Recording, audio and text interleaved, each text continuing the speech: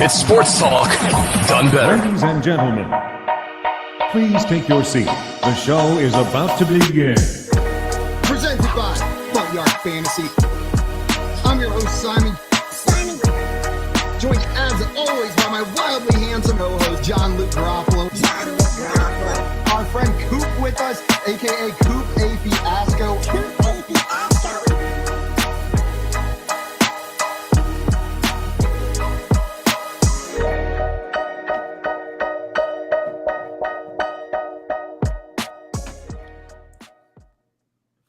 Welcome in, everybody, to the Front Yard Fantasy Morning Show here on Bettor Sports Network. I'm your host, Simon, joined as always by my co-host, John Luke Garoppolo and Coop A. Fiasco. What's up, boys? Yeah. Just I could hardly sleep after how exciting that football game was last night. I was up all night just thinking about, how close they were to score a touchdown. Yeah. You How know many what the almost worst part touchdowns? is about games like that? Like, whenever it's a very exciting game and, I get up and I go to my kitchen to grab some water or something, I don't even think about it. Know what I mean? I go grab water. If I hear something, I run to the other room. When the game is this bad, I have such fear of missing the one exciting play that I don't even want to leave unless it's a commercial break. Like the game traps you more than even an exciting game does, because you're like, what if they throw the one touchdown of this game while I'm gone? Welcome to the hockey watching experience, dude. That's hockey 100%. Waiting to dude. pee. That's yeah. like a hockey experience, like a shared hockey experience. Or just soccer, holding too. in your pee.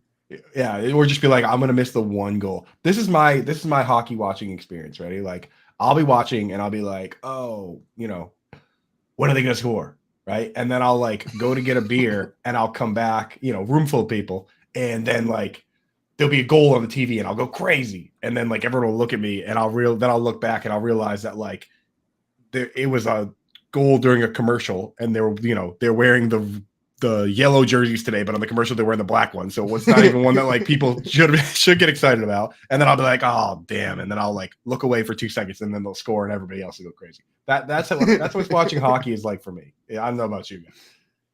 I don't watch hockey. I have every no year idea what say it's I'm like. gonna watch hockey because I'll watch the Stanley Cup playoffs and then I don't watch hockey. Coop, I lie to myself every year. But how awesome is playoff hockey? That's the It's thing. so much Playoff fun. hockey is just a different brand of hockey that makes you think you like hockey, but you just excited.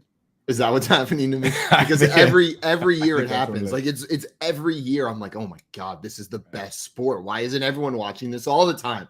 And then regular season hits and I try watching one game and I lose interest immediately. Well, that's even bad football last night is better than bad hockey, and even bad football is better than good baseball, honestly.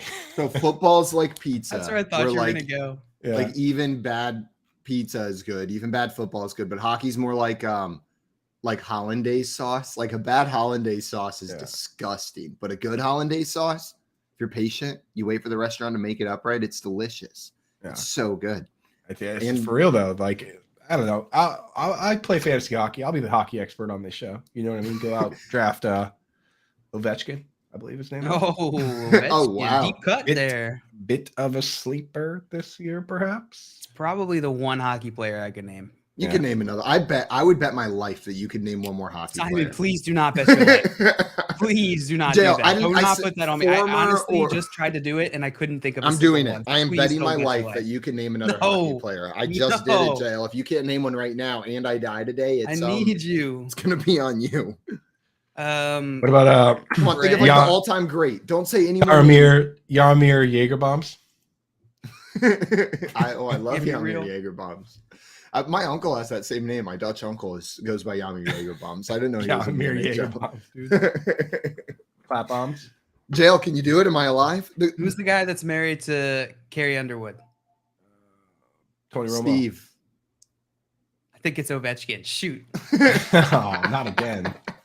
This guy that's married to Putin. Oh man, I can't believe Maybe I'm not. She's dead. married to a hockey I can't player. believe I'm dead. You can't even name a single other hockey player. Dude, I can't. Yes, name you a single can. one. Wayne dude. Gretzky. I thought that was the same guy as Ovechkin. That's a pretty good Oh, one. yeah, you thought it was just a different name. Sidney Crosby. Oh, that means nothing to me. Okay, those are the only Sidney two other- Crosby means nothing to you? Okay, you are truly lost. You're gonna have to be the basketball guy. Sorry, this year, guys. then. Yeah, Not a hockey guy. You're gonna be. Joe, you got want to be the basketball basketball. guy or the NASCAR guy? Neither. Pick one. I can't name a NASCAR guy either. Get out of here, dude. Apart from what's his name? Jeb Bush. Jeff Dale Griffey Jr. Jeff Dale Griffey Jr. Oh, man. Yeah. He's the one in the I can Tide name car, him. right? Yeah. Yeah, he's so good. He's so fast. He So smart. his car's actually Flintstones powered. But it's incredible that he's able to even keep up with these guys. Aside from Flintstones covered cars, we have some news to go over. After last night's loss, Bronco Wilson. I just said Bronco. Bronco. Let's go, dude. Good morning. I just like the realization Bronco of Wilson says he let Dude, the that's actually team- kind of a dope name, though, dude. Bronco Oh, Wilson. that's going on my list for names for my kids. Bronco. Bronco with a No, not even with Bronco. you? Bronco Cooper. Bronco. Kind of a dope. That's name. pretty good. Bronco. Well, And Bronco they'll be like, Wilson. "Oh, how'd you come up with that name?" And you'll be like, "Yeah, there was a stupid joke on our morning show." Simon was Funny- sleep funny deprived and combined Bronco and Russell Wilson into one really weird word. The and, other option is Jeff Dale. Your pick. Jeff Dale Jr. Jeff, that's what I'm naming my. Whichever one you don't pick, Coop, I'll take the scraps for my Okay. kid. Yeah. Jeff Dale Griffey Jr. Grunewald. It's all Jeff the Dale same. Griffey Jr. Grunewald. Hogs up. Dude, kind of got a nice ring to it, dude. Kinda, yes. Bronco It's a bit Hog. Hispanic. Bronco Hog Cooper. Now, all I need to do is from this point until the day I have a child, I have to try to make a really lopsided bet that my girlfriend will accept where I get to name the first child. Like it In the has end. to be like she's going to turn down 99% of them, but it's got to be like one. I got to find that edge somewhere. And otherwise, Jeff Dale Griffey Jr. is not happening. Gotta have Yes. Jeff Dale. Hey, folks in End the up being chat. Tyler. Folks in the chat. What would a dude named Bronco Hog Cooper? What would that dude's occupation be? What would that dude do for work? I'd love to know. I would love to Bronco know. Hog Cooper. Bronco Hog Cooper.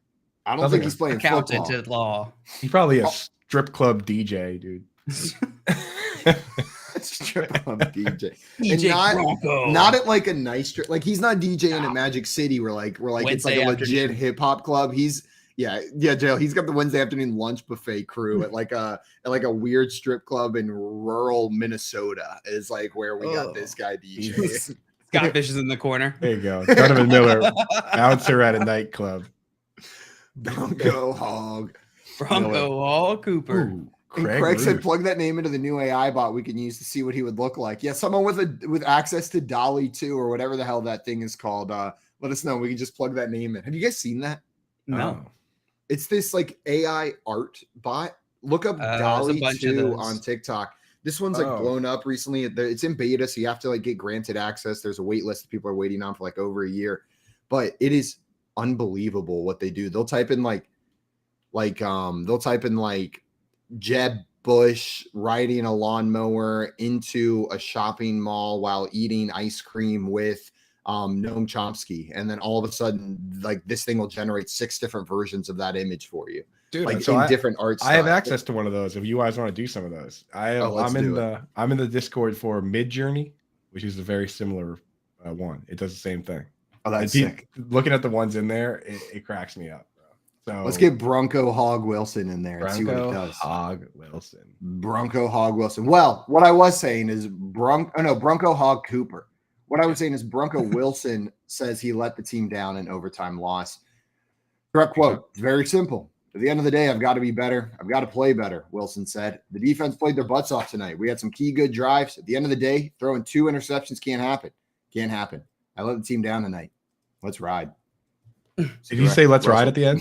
No. Did he didn't. really say that? No, I was gonna no, say, he like, did that's not. such What? a funny way if he signed off like that. Always. He's like contractually obligated to end every like press conference with a let's ride. Did you guys Hashtag see let when me he cook. you guys see when he came out of the injury tent and like he came out of the injury tent after that interception and he's walking down the bench and he like claps and says like let's ride, and everyone on the bench just had this look on their face like, gosh, shut the fuck I think I up, saw you that exact goofy moment. dude. Like It was like right when he came out of the medical tent. exactly, yeah. Yeah. And I just saw remember that too. I remember watching that being like, oh no, they're sick of him. Yeah. Like Russ being goofy and corny is probably like quirky when they're winning. Know what I mean? Like when they're winning, it's probably like, oh, that's just quirky Russell. When they're losing, it's probably like, I swear to God, if you say let's ride one more time, Russell Wilson. We are riding. If you practice high fives one more time, I'm like it's just all the stuff that's goofy is gonna just turn annoying real fast. He's 100% an energy vampire, right? He's like, let's ride. And then we're just like, yeah. Dude, I feel like I said it on Twitter yesterday, but Russell Wilson's got the yips, right? No, you're not supposed to say it, but Could be, dude. that's what it looks like. It looks like he is just uncomfortable on the field. It looks like he is in his head. There's multiple throws last night where it was just to no one, and you just like they would pan to him, and he's just like looking confused. I feel like this is like a mental thing. I think there's some of that to it. Also, like we saw like multiple times last night where it was clear Russell Wilson and the wide receivers were just not on the same page, right? Like it wasn't a bad throw in the sense that like he missed his target. He was just throwing somewhere where the wide receiver wasn't. Like he was just throwing the ball and the wide receiver cut a different direction. He saw a different coverage than the wide receiver. Cortland Sutton goes one way, Russell Wilson throws the other, and it happened like 3 or 4 times throughout the night. So like I don't think it's just a Russell Wilson problem. I think we're seeing is like Tom Brady and Matthew Stafford made us think it is really easy to plug a top tier quarterback into a new offense and just have them ride, right? Like, but this, it's difficult. This is a new playbook that they're learning. These are new receivers, new players. And they mentioned like on the broadcast multiple times yesterday, Russell Wilson is not an easy quarterback for an offense to learn how to play with. He's famous around the league for making people jump off sides. Like his offensive line is struggling to play with him. They're leading the league in false starts. Like, I think it's difficult to learn to play with Russell Wilson, and it's difficult for Russell Wilson to learn this new system. I hope he gets it together, but it does not look good. Jail, there's more than that too, probably. There's probably some cases, something mental, some yips, something in his head causing him. No, I think you're right. And this is something that we're talking about, I brought up over the offseason is like a lot of times people just assume that okay, this player is doing well in this situation. Let's just plug them in here. It's going to work. Or they assume the other way and assume it's not going to work, like with Stephon Diggs. And I feel like a lot of time it's wrong, right? Allen Robinson is another one, multiple years now, where we thought the same thing. So you got to be concerned about that. I mean, just look at the QBs on new teams this year, right? We saw 2 of them last night. It wasn't just Russell Wilson struggling. Matt Ryan on a team didn't look too great. Not that Baker Mayfield's a world beater, but we're seeing him really struggle on a new team. Mitch Trubisky already got benched on his new team. Like, it is difficult for these quarterbacks to come in and learn a new system. Unless you're Tom Brady. Except unless you're Tom Brady or apparently Matthew Stafford. It's funny how that happens, though. It's like, Kenny Golladay goes to a new team, terrible. But Randy Moss goes to play with Tom Brady, awesome. So, I don't know. Maybe everyone should just go out and get a Tom Brady if they could. Yeah. Tom Brady. What are you idiots? What are you doing? We got some people in the chat ready for today's show. Craig said watching that game last night was less fun than being on Team Oven Mitt. Team Oven Mitt is the place to be. Team Oven Mitt is the place to be. Squirrel Bob in here saying, dude, I turned it off. And we got Tommy in here. What's up, Tommy? Letting us know about those Broncos, saying those Broncos look like a hell of a team. Yikes. And then also Craig came in here and said, let's hide. Let's ride off into the sunset. Let's ride this team into the ground. We got a couple of those over there. Let's ride this team into the ground. And Tommy, Coop, how do you like them tomatoes? Yeah, me and Tommy have a tomato bet on the Broncos versus the Raiders. But that being said, the Raiders they only have delicious cereal. Raiders not doing that good either, Tommy. I was about to try to make Broncos end in the letter OS, but I realized it already does. Raiders and Broncos. Raiders and the Broncos. Oh, the Broncos one is so silly. The Raiders and the Broncos. Yesterday, KJ Hamler said, I could have walked into the end zone if the final pass had been thrown to me. On the final play of Thursday night's loss to the Colts, Broncos quarterback Russell Wilson threw an incomplete pass. Wilson never appeared to look to his right, where wide receiver KJ Hamler was wide open for a game-winning touchdown. I could have walked in, Hamler told James Palmer of NFL Network. And Russell Wilson, when asked about this play, was quoted as saying, let's ride. Let's ride. That's all he's able to say. Russell Wilson's just like that senator from Parks and Rec It's like the robot. He's just got like three phrases. That's like I love for some reason that makes me think I had a Halloween like trick-or-treating bag with like a button on it when I was a kid growing up, and it just knew 3 phrases, and they're like forever burned into my mind in the voice of this thing, just like over and over again, like trick or treat, like just like a witch's voice, just like screaming that in my head. Because as a kid, you just push a button over and over and over again. Also, Craig said that really assumes a lot on the pass on being on target for the pass to KJ Hamler. What do you guys think about that? Do you think as fans we're oversimplifying what was happening in that final play? Do you think KJ Hamler, like we don't I think it was Kurt Warner last night put out a tweet. He was like, I'm sick of all these people screenshotting a play and putting an arrow on it. Like, you don't know the reads, you don't know the coverage. So I saw that tweet. Is this one of those cases, or is this something different? No, it's 100. That really is the case. Like, it's not like backyard football where you just drop back and everyone's running around and you're just scanning around the field. Like, there's a progression of who you look at in what order, because there's windows for each player on most plays. Some, a lot of them are drawn up differently, but a lot of times you're not even looking to the left yet, because you have the early look, intermediate look, and then your late play guy. So like one dude's running a slant, he's your first look. And then you have a guy running a deep curl, he's your second look. If you look to the guy on the left first, then you miss the window for the slant completely. It's not even part of the play, right? And if you're looking to the left the whole time, you're just watching this guy telling the defense where you're looking. And then by the time he actually gets to the curl, everyone knows you're going there. So it's like you have to go through the progressions. Sometimes you're going to miss people that are open, but that dude might not even be expecting the ball at that point. So I fully am on board with that take, especially if a guy like Kurt Warner is reading the play that way. He's probably right. Now, he tweeted that way earlier in the game, not during overtime. That was in like the middle of the first half that he tweeted that.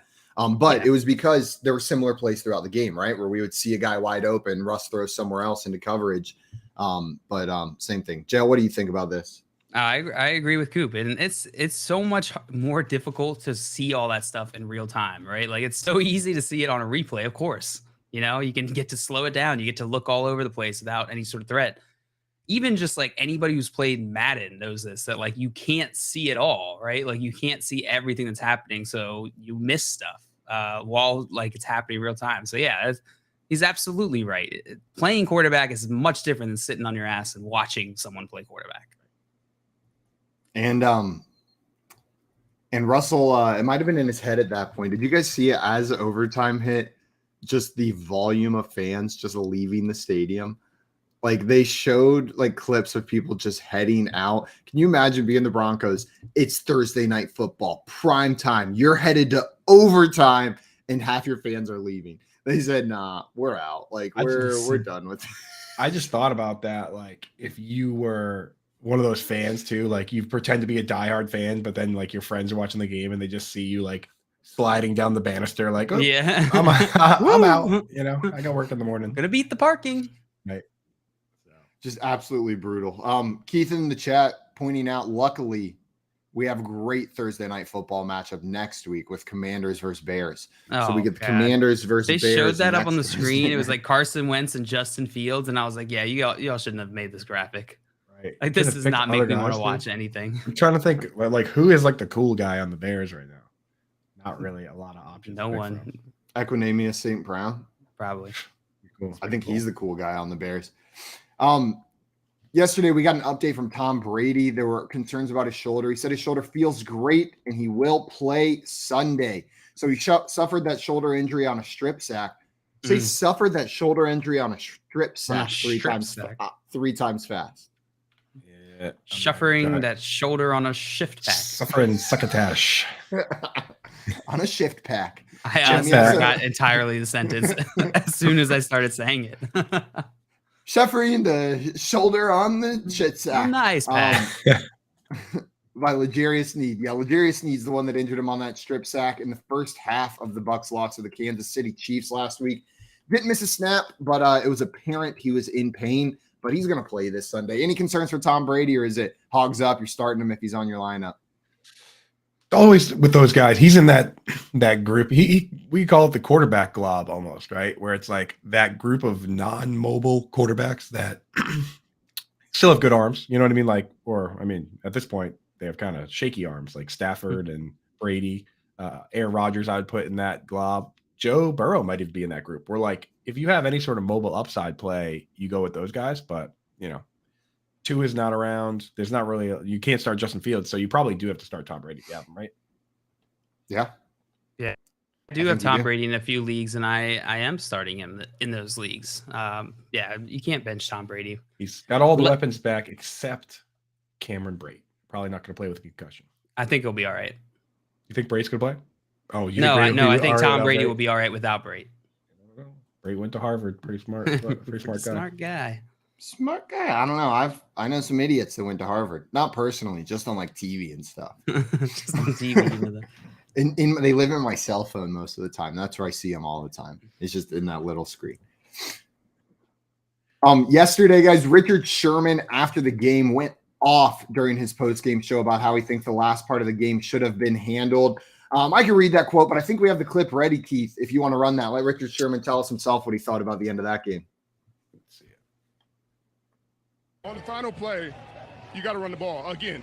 Like I mean, I wish I had Marshawn up here. Like 1 yard. You need 1 yard. Run the ball. Run the ball. CT. All he has to do is run the football. Like necessary criticism. I'm not, I've said enough criticism for him, but God dang it, run the dang ball. Like, learn from your mistakes. Can somebody fill me in? What is he referring to? I'm confused. Have you been in this situation before? Run the ball. I will say this. I love that, dude. I love that, bro. I love Richard Sherman. God, I love you, man. That's incredible. I love that. Like, you could tell he was trying to stay composed. He was like, run the ball. And then, like, it just run the ball. Run the ball! Like he just, like, broke. Like he said it calm. He's like, that does not capture what I'm trying to say here. Like, I respect that so much because that's something that we would do. We would get on a freaking primetime broadcast. We would get up there and then just be like, run the ball! I'm pretty sure I did that exact thing yesterday talking about Justin Fields, except saying throw the ball, right? Yeah. When we were talking about, his dropbacks without throwing it. But, like, while watching that, all I could think of was that gif of Richard Sherman reacting to the Malcolm Butler interception, right? The oh no gif. It was just playing in my head. Yeah, that was playing in his head too while he was staring at that, thinking about that.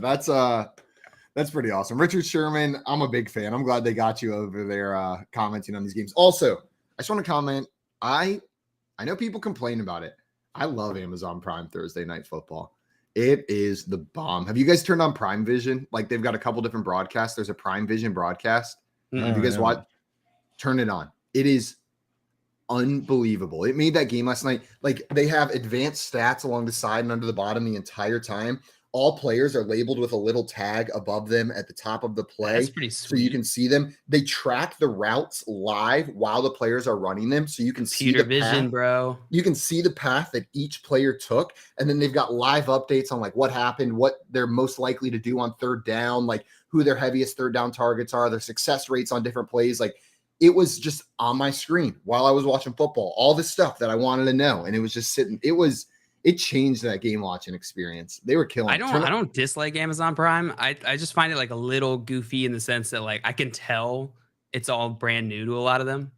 And so it's like it just kind of makes it not like It makes it fun. It's not bad. It's just kind of like, I don't want to say cute because that sounds condescending, but it's just fun to watch because of that. It's like the city that like isn't a big city. It's a very small city, but it has proximity to a college town. Like it's about an hour away. Let's hypothetically call this city Greenville, South Carolina. Just pure hypothetical situation here, where everyone moves there, and it's not quite a real city, but everyone's excited to make it a real city. So they're all working really hard to do like community events and have farmers market and like all this stuff, and like everyone's excited, and it's got like a great vibe. But you're there, and it's like this is kind of cute. Like this is a cute city, and that's how you feel, not in a condescending way, but in a like.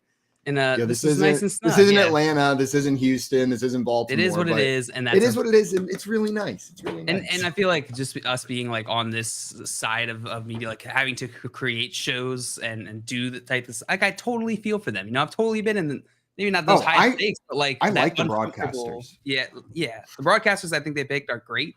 I Plus, think that they're learning. There's never been like an awkward silence or like a weird moment on this show. No, Yeah, of course. not Never. once. Never. Nonstop. Never any hiccups. We went Always. 0 to 100. No one's ever said like Bronco instead of Russell Wilson or anything like that on this show. Can you imagine if like in the middle of the game Al Michaels was just like, and Bronco Wilson with the interception? I meant Jeff Dale. Jeff Dale. Griffin Jr. Dale, one day you and I should comment a game and we'll get every name wrong. That'd be Every really single funny. name We'll wrong. just make things up. Oh, that's a big old shootout. Oh, he just hit him in the dingle. Tim Wright says, wasn't able to catch the game last night. What did I miss? Here, I'll give you a quick recap. Kick. That was the game. Yeah. That was it. Punt. Field goal. Punt. Dude, it was exciting for no one except for one man.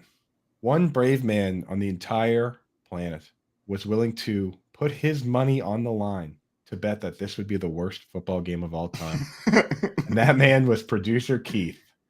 Literally the only person in the world on the edge of his seat the entire time because he put money on the first, I think of the prop. Did he do first touchdown scored? No touchdown? No touchdown scored. No touchdown. So he just sitting there rooting for the worst game ever. $10 on it or something. Got $700. $700 for it. So there's a dude I posted in our New chat. Jersey. Oh yeah, you're gonna bring it up. Dude in Atlantic City bet $1,000 on it and won 100,000. And those are the odds that I saw on FanDuel where it was like plus 10,000 on FanDuel to do if you did the first touchdown bet and did no touchdown, it was plus 10,000, which honestly means that Keith somehow found bad odds for that bet. Can you imagine worse odds? Can you imagine putting $1,000 on no touchdown being scored? That's got to be some sort of like kink, right? Like that's got to be a sex thing. Like there's no way that you're gonna sit through that entire game with $1,000 on the line if that's not like a sex thing, where it's like putting your money on the line for really mundane, awful, boring things is like what gets you going. Right? You know that dude just like everyone's like, oh, this guy's a genius. He probably sat there and was like, well, the running backs are hurt. How they go and score, right? Like that's probably the thought process that went into that bet. And that's definitely what Keith did. I like how we're in Atlantic City, but it was a Southern accent anyways. Like it was Russell just Wilson can't throw. Well, how they done gonna score without the running backs there now? Yeah.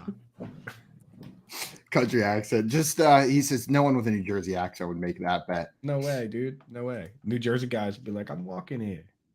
I'm walking. No touchdowns.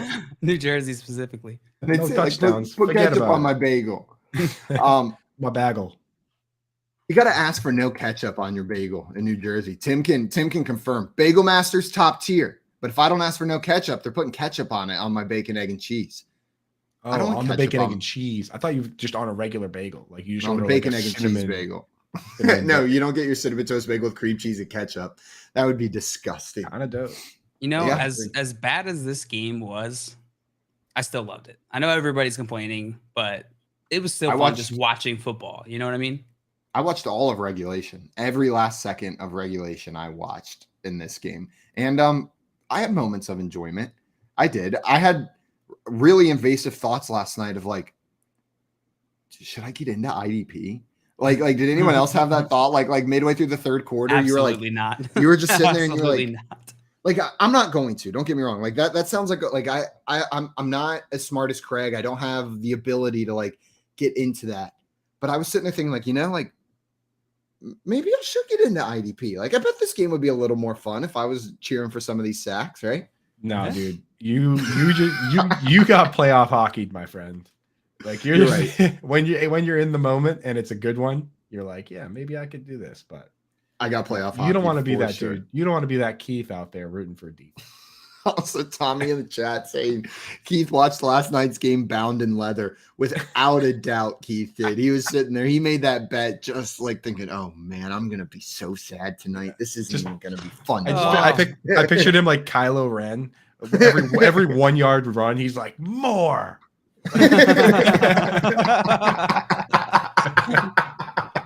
Why is Kylo Ren such a good like just personality comp for Keith? Yeah, it really is, dude. Because he's so whiny. Keith told us he quit the show this morning. Oh, because he won $700. Like, yeah, right, dude. You can't quit. You're fired.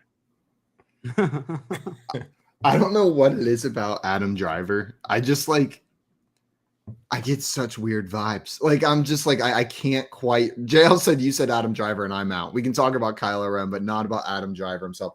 I'm sure he's a nice guy. Just something about him. I'm like, I don't know. It just, I get weird vibes from him. I have a hard time watching a movie with Adam Driver in it. Yeah. He's got one of those faces. Like an One of those he does. It reminds me of Adrian Brody a little bit. Also, I see Adrian Brody. Adrian Brody. I don't know who Adrian Brody is. Is that a name I should know? Yeah. He was in Pianist, you were going to say, right? Yeah. He's also in excuse you guys. This is a family show. Yeah, he's also in a lot of like It's he ton has of like stuff. little small roles in Wes Anderson movies. He like just comes out of nowhere, you know, for like I think he's in the Grand Budapest Hotel and like a bunch of those. I love that movie. That's That's a a good movie I've movie. seen. That's a really good movie. I like hotel movies that take place in hotels. Bad Times at the El Royale. What are the your top 20 hotel movies? Top 20 hotel 1408 is definitely in there. The Disney Channel original movie of The Sweet Life of Zach and Cody has to be up there. Bad Times at the El Royale is truly one of my top 3 favorite. I love how movies you there. mentioned, what was it, Zach and Cody before you mentioned like The Shining. What's The Sweet Shining? Life. Sorry. What's The Shining? There you go, dude. Please tell me you've seen The Shining at least. I've not seen The Shining. I know what it is though.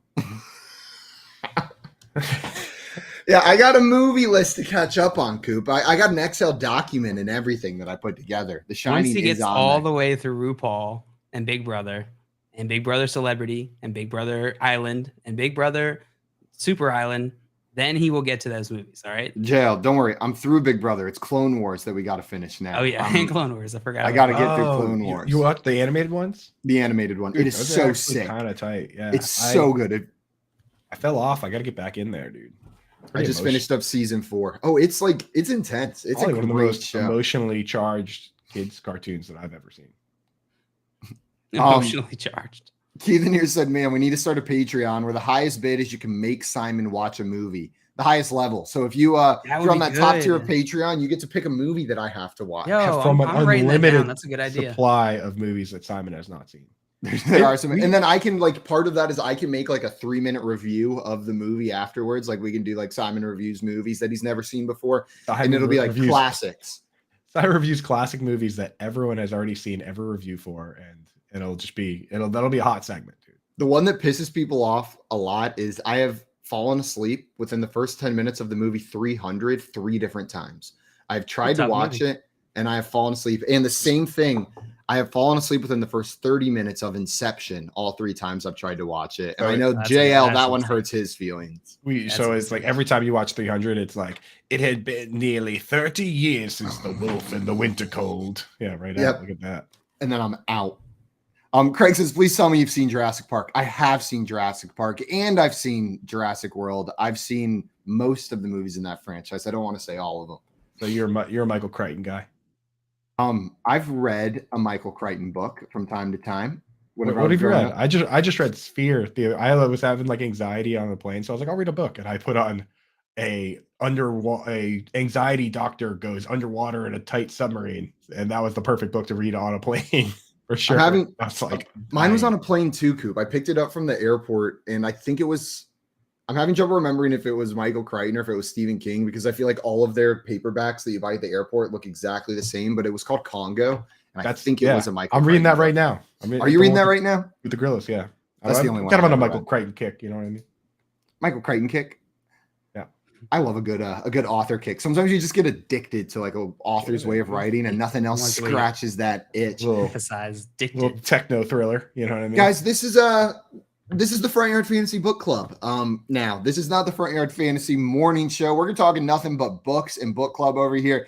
Now, coming up next, we're going to be talking a little bit more about this Thursday night football game recap and what happened for you. And then we got some Sunday previews. We'll be going through the Sunday slate, talking what we think is going to happen in these games. And then our good friend Vinny Iyer is joining the show a little bit later today. God, I love Vinny. Can't wait for him to come on. We'll be talking our favorite DFS and prop plays as well. And then Patrick Crichton is going to come on the show as well, host of ESPN's Late Hits and a Texans reporter columnist for Gallery Sports. This is the Front Yard Fantasy Morning Show here on Bettor Sports Network. The Playbook with Fensty and Ronis, presented by FantasyAlarm.com. I think it's hard to judge Daniel Jones. He's got no offensive line and he's got no weapons. So, he still made a couple of bad decisions this year, but it's really hard to judge him. And that's the difficult part for the Giants. They have to figure out if he's the guy. How can you make that assessment when he's throwing a Kenny Golladay who can't catch anything? Jones in a shotgun set. Back to throw. Has time. Fastball to the right side. Golladay makes the catch, but then he fell down and he never controlled it. It's incomplete. He tried to run away from the defender and he dropped it. Richie James, look at this. It is bad. They really need Wan'Dale Robinson and Kadarius Toney out there. And even then, it's still not enough. And I believe Daniel Jones is the most pressured quarterback in football. And it's going to be hard for him to have success. Corey Nando and Friends, presented by Mayo Media. What can we say about 5 more passes batted at the line by Baker Mayfield? That's 12 for the season. I've never seen anything like this. Last year's leader had 17 for the entire season. Mayfield's on pace for 51, and the Panthers barely throw. Thank you. They barely throw. They don't make no explosive plays. They can't do nothing offensively. But when you look at this team, they ran 51 plays yesterday. They had 220 total yards. They ran the ball for 40 yards. They threw the ball for 180. On the throws, it was under 5 yards a pass. They are using their short passing game as a running game, but it ain't going nowhere. There's no explosive plays from anybody. Baker Mayfield's a dog. And that was just a terrible display of football. There was a reason to boo.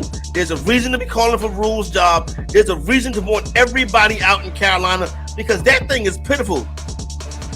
Lunch Money with Kyle and Ray, presented by FantasyGuru.com. We are hearing reports, Ray, that people felt this was so unfair and so dastardly that people are changing rules and allowing folks to remove Kamara from their starting lineup. You cannot break this rule. This is lousy, Ray, and I hate the precedent that some people are setting with this. Later on, the commissioner said, oh, yeah, sorry, you didn't get up at 6 a.m. today. We'll allow you to make a switch. Sorry. If you're mad at something here, you don't get mad at your league, you don't get mad at the rules, you don't get mad at your commissioner, you get mad at the bloody NFL, who I have said all along, what are we doing here? Why are we trying to take over the world? It's just bad luck, Ray. This happens a lot, doesn't it? It just doesn't happen with the likes of Alvin Kamara. You got to be awake when the actives and inactives come out. But again, if you want to lay blame, it's the NFL. Why is the NFL playing games that the majority of the people in the United States aren't even awake for? What are they doing? Isn't it our league? North America's league, or is it Europe's league? So if you're mad at someone, you're mad at the NFL.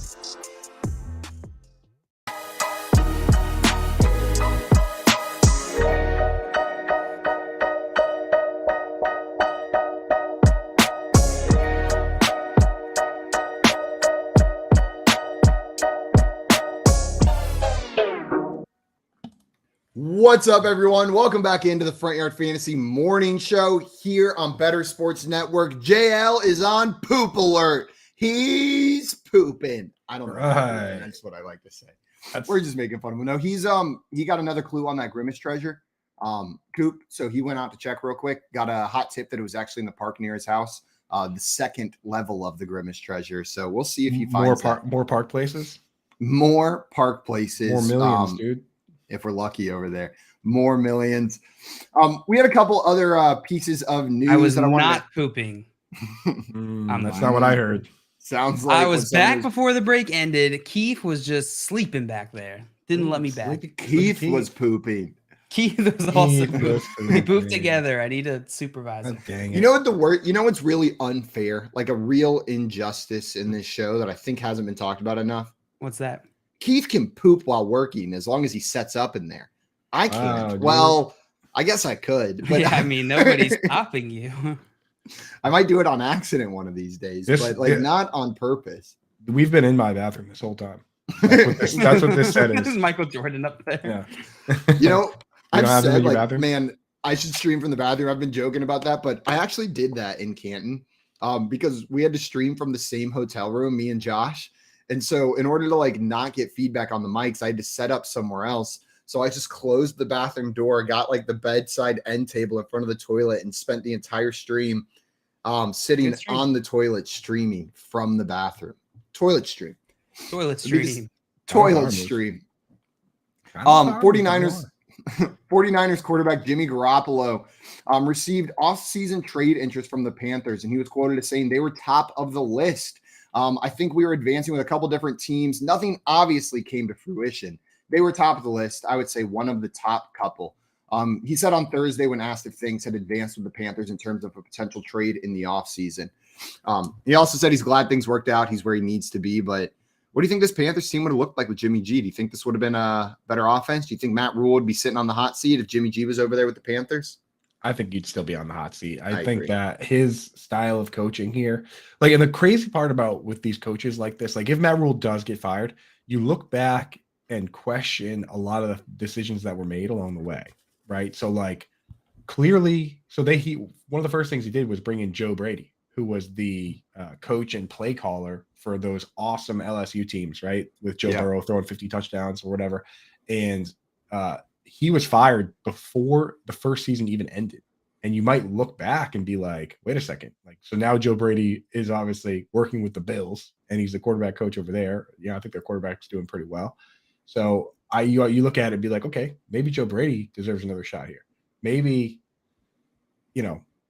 Joe Brady and his boy Terrace Marshall that hasn't gotten a shot, maybe those guys deserve a second look. So whenever there's coaching change and things like that, you have to go back and kind of look at, follow the trail of breadcrumbs to see what might have been the person doing the right thing and getting fired because they're the assistant coach, right? Yeah. No, there's something going on here. I think you're right though. This isn't this wouldn't have been a like Jimmy G turns this Panthers team around. That's not what's going on. They're not a quarterback away from this Panthers team being good, and Jimmy G's definitely not that quarterback. Now, during the break, you heard Corey Parson talking about the number of bat downs that Baker Mayfield's had. Did you see the clip of him talking to reporters about that? No, I did not. They were like, the reporter like asked him about it nicely, and Baker's like, "You got a drill for me?" And the guy was like, "What?" He's like, "You got a drill for me to help me with that?" And then the reporter was like, "No, like that's like what the coaches should be doing." He's like, and the reporter's like, "What? You guys aren't doing those drills?" And Baker's just like, "Next question." Like he tried to get all tough on him. Such a Baker response. Right. Like he tried to get all tough on him, and the reporter was like, "Yeah, you should definitely." Earnestly? He should be like, "You should definitely be doing drills to help with that." And there are drills to do that. I remember seeing the broom one. Yeah, I've seen the Patriots back like when prime JJ Watt before they would play them. You'd see the pictures from practice with all the dudes holding tennis rackets out to mimic JJ Watt's hands. Tennis rackets to mimic JJ. That sounds about right, doesn't it? Like lunch boxes. That's what that dude's hands are like. Speaking the metal ones. Speaking of JJ Watt, we saw that he had a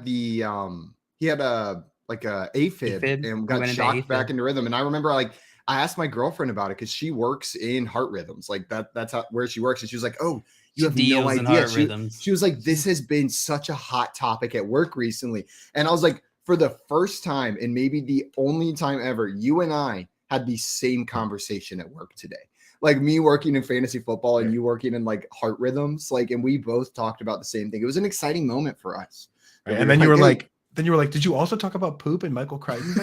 And she was like, "We did not." I was like, "Have you seen Goodfellas?" Name one hockey player. Can't do it. Yeah. Name a single highlight player. I guarantee those nurses could name way more hockey players than you, bro. At least, one. That's what they have to get to beat it. Not a high bar. Pretty good.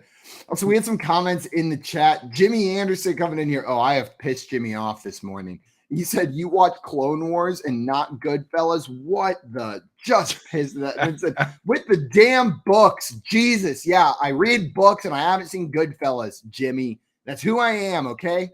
Maria said, "I don't watch any movie. Makes so many people math. It just maths them right off." But I'm so mathed right now. So many people mad. Are you mathed? I couldn't be more mathed. I could be more mapped. And then Donovan Miller in here saying if Jimmy G went there, Donovan. DJ Moore would be a number 2 wide receiver again and not a bye week flex. You know, maybe you're not wrong there. DJ Moore was fine with Sam Darnold. Maybe he'd be fine with Jimmy Garoppolo as well. Is Jimmy Garoppolo, just talent alone, is Jimmy Garoppolo more talented than Baker Mayfield? I don't know. I think so. I think he is. I mean, he took a team. I know it was good defense and great offensive line, but he took a team to the NFC Championship last year. People forget the 49ers didn't just kind of like sneak in the playoffs. Like they almost went to the Super Bowl. They're very close to go to the Super Bowl. That's a very, very good point. And I agree with that. I think Jimmy G doesn't get the credit he deserves for that achievement. I think probably Baker's more naturally talented is kind of the vibe I get. And Jimmy Garoppolo, maybe a little less naturally talented, but for whatever reason, he's been able to refine his skills better, currently in the NFL than Baker has. So, yeah, I can see that. I mean, also you got to remember Jimmy G got to work with Tom Brady, Bill Belichick, right? McDaniels. He got to work with both McDaniel, right? Because he worked with Mike McDaniel. Yeah, too, McDaniel and McDaniels. All the McDaniels, every version of McDaniel. Shanahan, all those boys, dude. He got to be around a lot better coaching, in my opinion, than what Why do you think Baker on the Browns? Like the Browns are known for developing quarterbacks well, Coop. Like that's their strong point. Kevin Stefanski's extent of quarterback drills is like hand off left, hand off right, throw, pitch. Yeah, like you go throw. Yeah, I think that's a really good point too. Is that like he probably had to work for it a little more, right? Because he wasn't really given the same. Like Baker came in, he had the Heisman and everything, and was first overall pick. Like he was the guy. But Jimmy Garoppolo didn't have that. According to producer Keith, legendary Earn Dog, pulled up that Baker clip for us. Let's take a look. Earn Dog, dude, the man. Woof woof. If you got a drill for me, you can let me know. If you have a drill for me, you can let me know. Coaches have to give you any suggestions for something like that? I mean, it's like it's staying in the pocket. It's finding windows to throw, getting their hands down for the game. I mean, it's the same things I keep saying. Dude, he's so done with that. I love that. I love the reporter though. He's like, what I've been saying. The reporter's like, coaches don't have any of those drills. Yeah, they need to bring Matt Rule up there and ask him, like, hey, you got any drills for him? Like, this guy's saying you don't got any drills. We have drills. Matt Rule will be like, we have drills. Tons of them. I feel like this is like they go to another school in Canada. Days, man.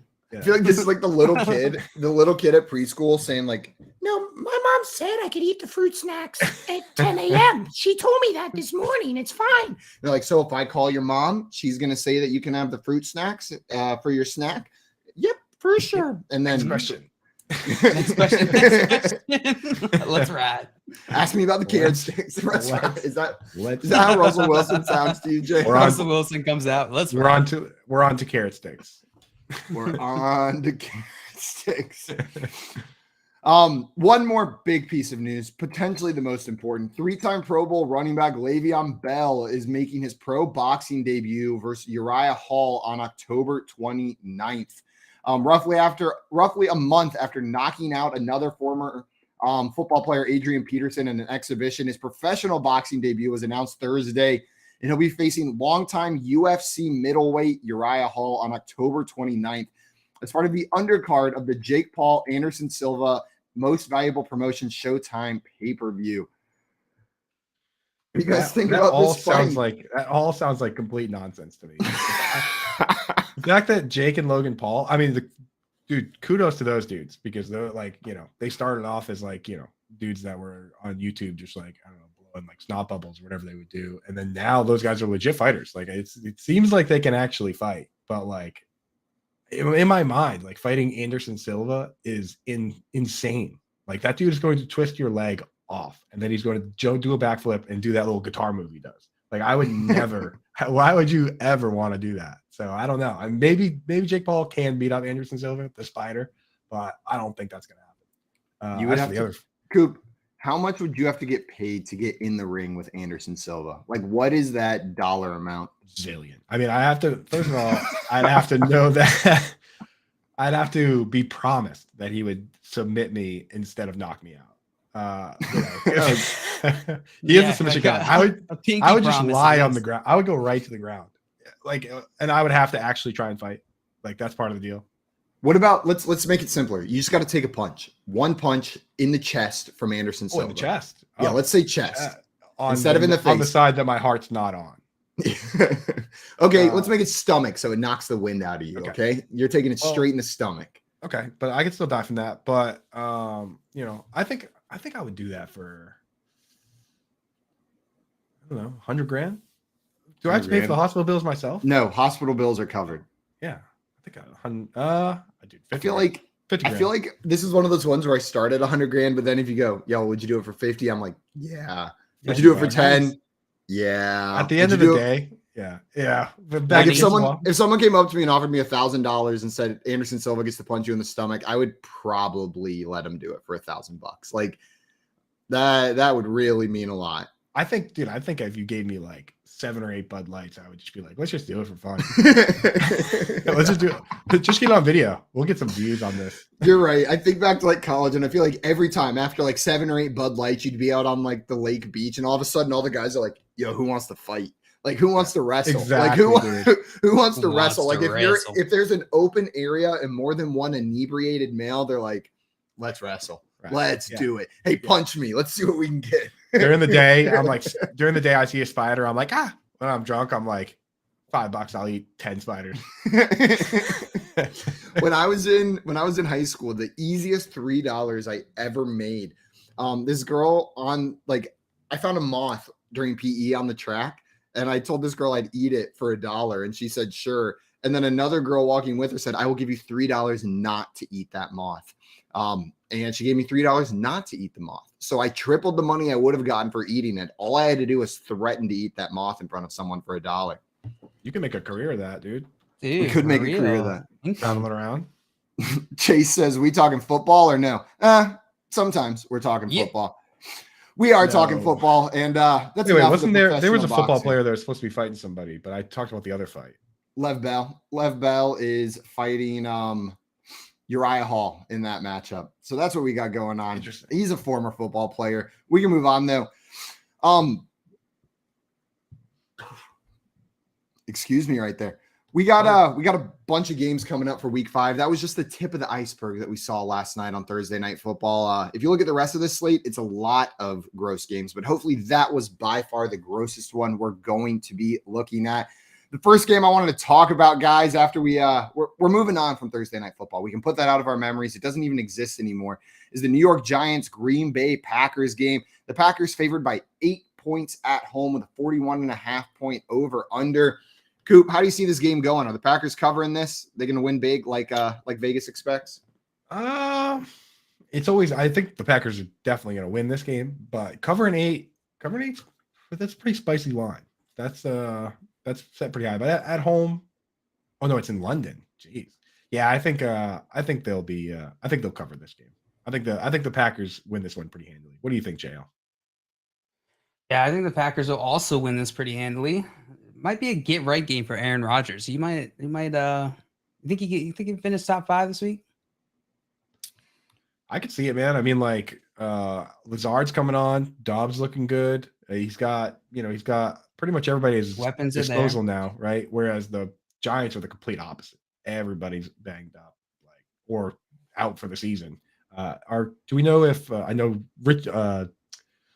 Matt's boy Richie James just got hurt too this past week? He was limited with an ankle. So do we know if Kadarius Toney and or Wan'Dale Robinson will be playing? Would be just cool looking to it see up those right guys now. at some point. I know. Wan'Dale Robinson, I feel like was close because I was looking at him yesterday on my fantasy teams and trying to decide whether I wanted to take that shot this week. He was a limited participant at practice yesterday and the day before, so that's good signs that he was at least participating. Kadarius Toney was a DNP at practice yesterday. Kenny Galladay's not. They already said he's not going to travel with the team. Yeah, and Kenny Galladay has not practiced the past 2 days either.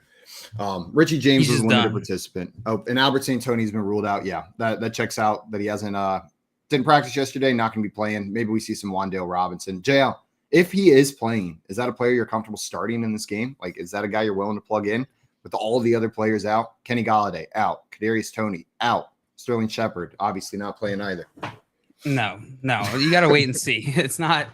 Yeah, it's week 5. It's your fantasy team. You got to protect yourself here. You don't know what Wando Robinson's going to be, and we don't know how he's going to fit into this offense. Just wait and see. I'm excited to see what he can do in this offense. It seems like they're pretty excited about him, so that's promising. But yeah, you cannot start him this week unless you have no other choice.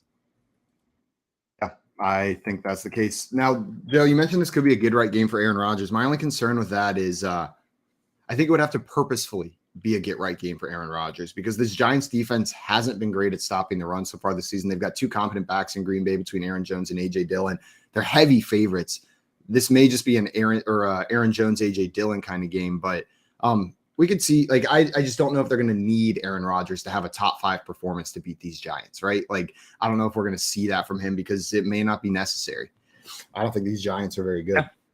Yeah, that's fair. But that's the case every time when we see like a heavy favorite, right? That's the narrative you have to worry about, but it doesn't always play out that way. We've seen the Giants favorites. Secondary hasn't been bad. No. Giants secondary has not been bad at all. So yeah, I mean, I think that's further evidence for that narrative is that, maybe they rely more heavily on the run game. But it looks like we all believe the Packers are going to win this one. They seem like the much better team, even though the Giants, what's the Giants record now? They're 2-2, right? Sitting there at 2-2. They were on the precipice of being 3-1, which would have been like a travesty to everything if the Giants were sitting at 3-1. Instead, travesty to everything. Well, instead the Bears are 3-1. So, that's like that's even worse. How, dude? That is so much worse. Oh, the Giants are 3-1. And the Bears are 2-2. We had it backwards. Got it backwards. Oh. We got it backwards. Phew. So I think don't know why, but that makes me feel better about things. It does. Because the Giants, I feel like, are a better team than the Bears, even though the Giants aren't that great. I mean, like, Eagles are 4-0, Cowboys are 3-1, Giants are 3-1. Division maybe a little better than people thought. But probably not. God, that Bears team is just so hard to watch. Man, I'm already sad about next Thursday. I think I'm just gonna download a different game, like one that I know is exciting from a while ago. NFL Network. They're playing replays during Thursday Night Football. Are they? Yeah, just turn that on. Just turn that on and pretend like that's the live game. I think that's what I'm doing. I'm just gonna live tweet like the 2018 Rams Chiefs game or whatever that 100-point game was. I'm just gonna watch that one instead. Are you guys taking the Giants to cover the spread in this game? 8-point spread? No. Nah. No, because I just don't trust them without the weapons. And, it's all about Saquon Barkley. You just spend on one player. I'd rather you spend on Saquon Barkley's props, Yeah. And to put in perspective, the Bears are attempting 16.8 pass attempts per game. The next closest is 24. And there are some teams in this league that are attempting almost 50. The Jets are averaging 48 pass attempts a game. The Bears they have Joe Flacco. You can't hold everyone to that standard. They got him. He's holding the clipboard now, though, dude. Unfortunately. Yeah, they put him away. Yeah, they put him. They put him away. They put him in the put him box. back on the shelf. Near mint condition for him. We had some questions in the chat, guys. In here, Bronson wanted to know: start one at flex, Zeke, Thielen, or Duvernay. So Ezekiel Elliott, Adam Thielen, or Devin Duvernay. I'm assuming it's not Duvernay. Like we can go ahead and cross him out. You're starting Adam Thielen over Zeke. He has the 4th highest. He's either 4th or 6th. I was just looking at it. The highest snap share of any wide receiver in the league. He's playing virtually every single snap, running every route. 20% target share. He's had 7, 8, 9 targets last 3 games, and he's a guy that I would say the odds are at least a coin flip, if not better, of him to score a touchdown in any given game. So for me, Adam Thielen, anywhere I have him, I'm just comfortable putting him in the lineup, especially like a 3 wide receiver league or a league with a flex. Get him in there, man. Thielen has been rock solid. Joe, what about you? Are you going to take Zeke? I just benched Zeke in a league because of the matchup. He's going against the Rams, and that's the most difficult run defense for fantasy so far this season. So Zeke, there's already risk. There's already concerns there. And then he's got one of the most difficult matchups this week. If I can, I'd rather go with the guy who I think has more upside this week. I'm not saying Zeke is falling off. I'm not saying drop him. Just saying I'd rather start Adam Thielen this week as well. The funny thing about Zeke is he will somehow, sneak and weasel his way into being an RB1 by the end of the season. Like he'll probably finish like RB on the season. He'll be because he It's won't. gonna be awful to watch. He'll finish like RB11 or something, and you'll be like, when did that happen? Like that's kind of what Zeke's been the last few years. But he's literally if he doesn't finish as an RB1 this year, it'll be the first time in his career. That's where Zeke is at. Super consistent. Dude, he finished as an RB1 in that season where he only played 10 games. Like that's wild. Crazy. Yeah, but Tony Pollard is the problem right now. So Tony Pollard, a real problem. A real problem. It's a mess. We had a question from Victor. He said, do you think Breece plays this weekend? Breece Hall? Do you guys think Breece Hall plays this weekend? Have you seen any updates on his status, on whether or not he's going to be active? Better. That's what I think so. I think everything I've seen. I haven't seen anything. Yeah. I'm with you, Joe. I haven't seen anything negative about Breece Hall playing, but he should be out there on the field. And I think he's a great play this week. It sounds like, according to Robert Saleh, he's just nicked up. Like he got a little banged up, but he's good to go. So no concerns about Breece for me. Yeah. 7 targets a game? Dude, he's been quietly fantastic. Like nobody is talking about it. The thing is, whereas the Bears, I believe, have to positively regress in pass attempts. They're not going to finish the season with less than 20 pass attempts a game. I just can't see it happening. They don't get to play the Bears and Texans every week. That's who they've been playing. You know what I mean? They played the 49ers, Bears, Texans. Like, you can go through those games without throwing. They can't. They're not going to be able to walk into Minnesota this week and not throw the ball 25 times at least. So there's going to be positive regression there. And with the Jets, I think there's going to be regression the other way. There's no way they're going to throw 900 times or whatever it is, you know what I mean? So 9,000 times. Breece Hall, I like the thing with Breece Hall is he's now every week gaining more and more snaps over Michael Carter, but you also can't, you can't project him to get 8-9 targets every single week because they're not going to throw 50 times every week. Nope. Yeah. Albert down here had a stat for us. Said Fields has completed 34 passes. Kupp has 42 receptions. Nonsense. Cooper Kupp has 8 more receptions than Fields has completed passes this season. That's absurd. That's nonsense, dude. That's truly absurd. That's trash. Guys, coming up, we're gonna keep on previewing these Sunday games. And our friend Vinny Ayers joining the show as well. We'll give you some of our favorite DFS plays for this weekend. And then Patrick Crichton is going to be joining the show a little bit later, host of ESPN's Late Hits. This is the Front Yard Fantasy Morning Show here on Bettor Sports Network. Make bets and follow your fantasy team while you buy, sell, and trade collectibles in real time. Only on Bettor Sports Network. I got to tell this story, okay? So we're out in Canton, Ohio, and we decide to go eat late at night, like after midnight. We decide to go to the Waffle House. Somehow, Fensty's never been there, even though he lives near it. I'm in New York, New Jersey. There's no Waffle House close by. So if you go to the Waffle House, what are you going to eat more than likely? Pancakes, waffles, eggs, and all that, right? So, of course, our guy Rich, he gets breakfast. I get breakfast. Fensty doesn't. He's never been to a Waffle House. How do you not have waffles? Like, it makes no sense. Dude, there's a time for waffles. I eat breakfast at midnight. Come on, man. That's the thing. I didn't want breakfast, man. I got like, what was it, like a cheesesteak sandwich or something like that? That's like someone who has never been to IHOP going there and ordering a burger. Who does that? That I wouldn't do. That I would not. That's the equivalent of what you did. Well, I don't even know what you had. I got this steak sandwich, which was steak sandwich at the Waffle House. Never been there, and that's what you get. You're an odd guy, man. You're I'm not an odd guy. Yes, you are. Can we get a vote? Can we get a vote in the chat, please? I mean, if you've never been to Waffle House and you get a steak wrap, something's wrong with you, right? Don't you have to get waffles and eggs and bacon and all that? It's the Waffle House. Yeah, I hear you, man. It was my first time, okay? Ordering the hash browns was already complicated enough. Smothered and covered, and it's almost like it's crazy how much combinations you can have. And I know that everybody's killing me for it right now. And no, to our producers, I don't get pasta at a steakhouse or anything like that. No, Alfredo, that's what he gets at the steakhouse. Do you follow me on Instagram? I'm always on that grill. You know how much I love steak. Why would I go to a steakhouse and get pasta? Because you go to Waffle House to get steak wraps. That's why. I didn't know it was all waffles, bro. I thought it had like a little bit of everything. That's why. You know, I didn't realize they were famous for the waffles. Hey, look, The name of the place is the Waffle House. What else would they be famous for? You know what? That's fine. I guess it's a hot take getting a steak sandwich. As long as it was good, I housed that thing in 10 seconds. Okay, you were never there, and that's the first time. You're not going to try a waffle?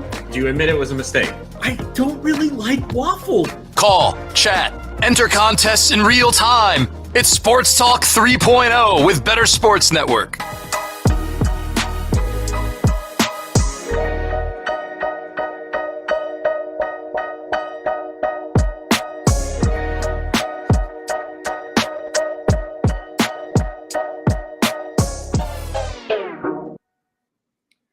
Welcome back in, everyone, to the Front Yard Fantasy Morning Show here on Bettor Sports Network. We are in the middle of breaking down the Sunday night games. We just broke down that Giants-Packers game. The next game I wanted to talk about was the Seattle Seahawks New Orleans Saints game. Seattle going to New Orleans. New Orleans they're 5.5-point favorites at home, 46.5-point over/under, which with the slate of games this week is one of the higher totals for the week. There's not that many above 45 points. This is one of the higher ones. And before we start breaking this game down, yesterday, the link was posted by Jack Settleman, if I remember correctly, but it was to another podcast website. And they had this tool where you could go in there and rank all of the NFL teams, but it wasn't like you make your rankings. It gave you a series of like 80 head-to-head matchups, like one by one. And it was changing the matchups based on your answers, right? Like, who do you like better, Cardinals or Saints? Packers or Seahawks, and it would generate your rankings for you. It was sick. I had so much fun doing that during Thursday Night Football last night. But the reason I bring that up now is two of the teams I had the most trouble with whenever they were put up against teams that weren't in that top tier were the Saints and the Seahawks.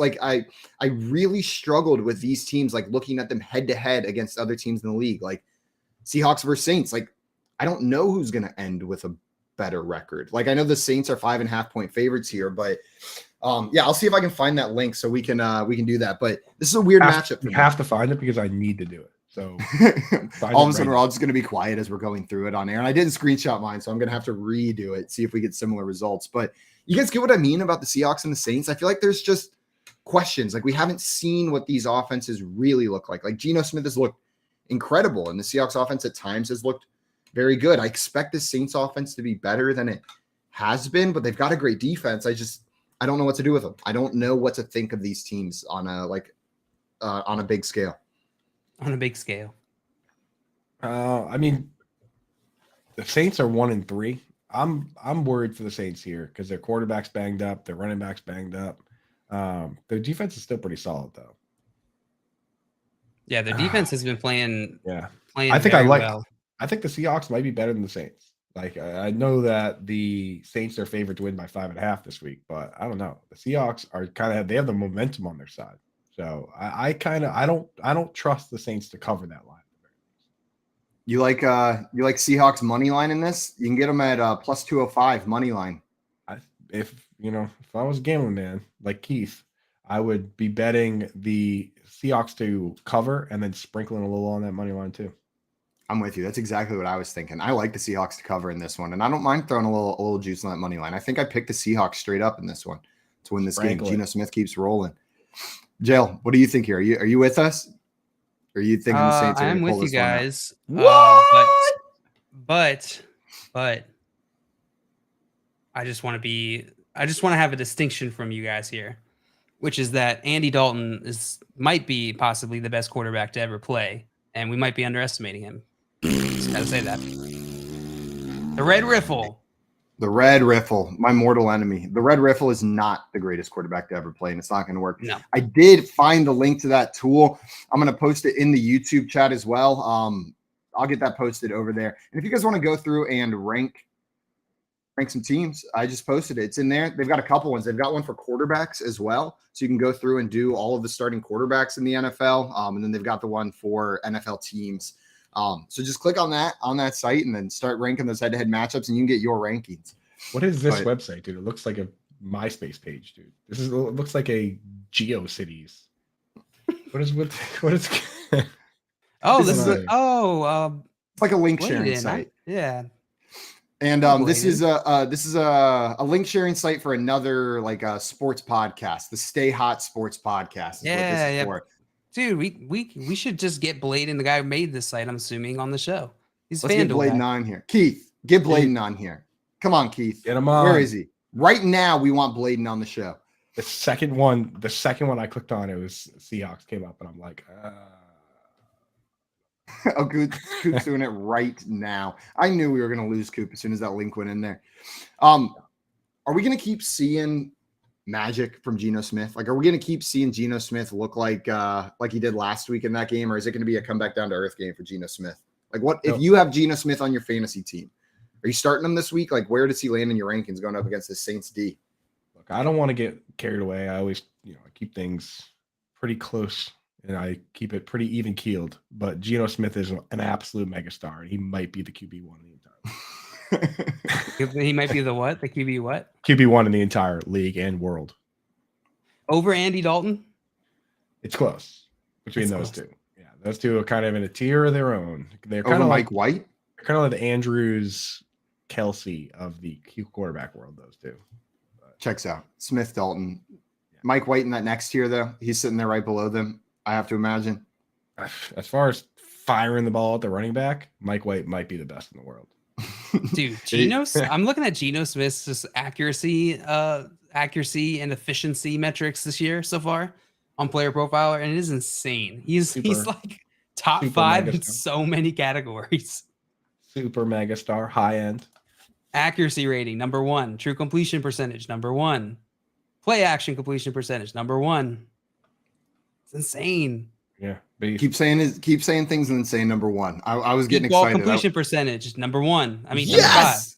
Number 5. Yeah, oh shoot. He's playing well, man. It's fun to root for him at the very least. So, yes. Let's do a couple here. So if you have Tom Brady or Geno Smith this week. Oh, yeah, JL. Just this week? Just this week. Tom Brady. Yeah. I think so. Andy Dalton. No one's starting Andy Dalton. Answer. Tom Brady against the Falcons. No, it's Tom Brady against the Falcons. It's not even close on that one. I like Geno Smith, but I'm not starting him over Tom Brady. Yeah. Okay. So Geno is kind of fringe QB2 is where he really lives, right? Like the front end of the QB2 range, I think. What about this week a little lower? Kyler Murray versus Philly or Geno Smith versus Saints? Kyler Murray. A ton. I gotta go Kyler. Okay, just making sure I'm looking down this list. Trevor Lawrence versus Houston or Geno Smith versus Saints? Trevor Lawrence. Geno Smith isn't even good. Moments after he said he is the number one. Once you got to put me, once you put me into the quiz, right? Like everyone's doing right now and not paying attention, I'm also doing. Once you put me into the actual quiz, the answer is never Geno Smith. But never. But maybe every once in a while. When I was doing that quarterback quiz last night, I was like, it felt disrespectful every time. Like it would ask me like Zach Wilson or Geno Smith, and I'm like, God, that would be so disrespectful to Geno Smith for me to click Zach Wilson right now, based on what Geno's done so far this year. And then sometimes you still do it anyways. It's rough. But I kind of took that quiz as like, who would you want? Like if you started a franchise today, who would you want as your starting quarterback? Like who would you throw in there? Oh yeah. You're gonna do it that way. I'm stuck on this. I don't even know. I can't proceed because Panthers versus Bears just came up on my screen, and my brain is just broken now. I'm like I'm trying to click neither somehow.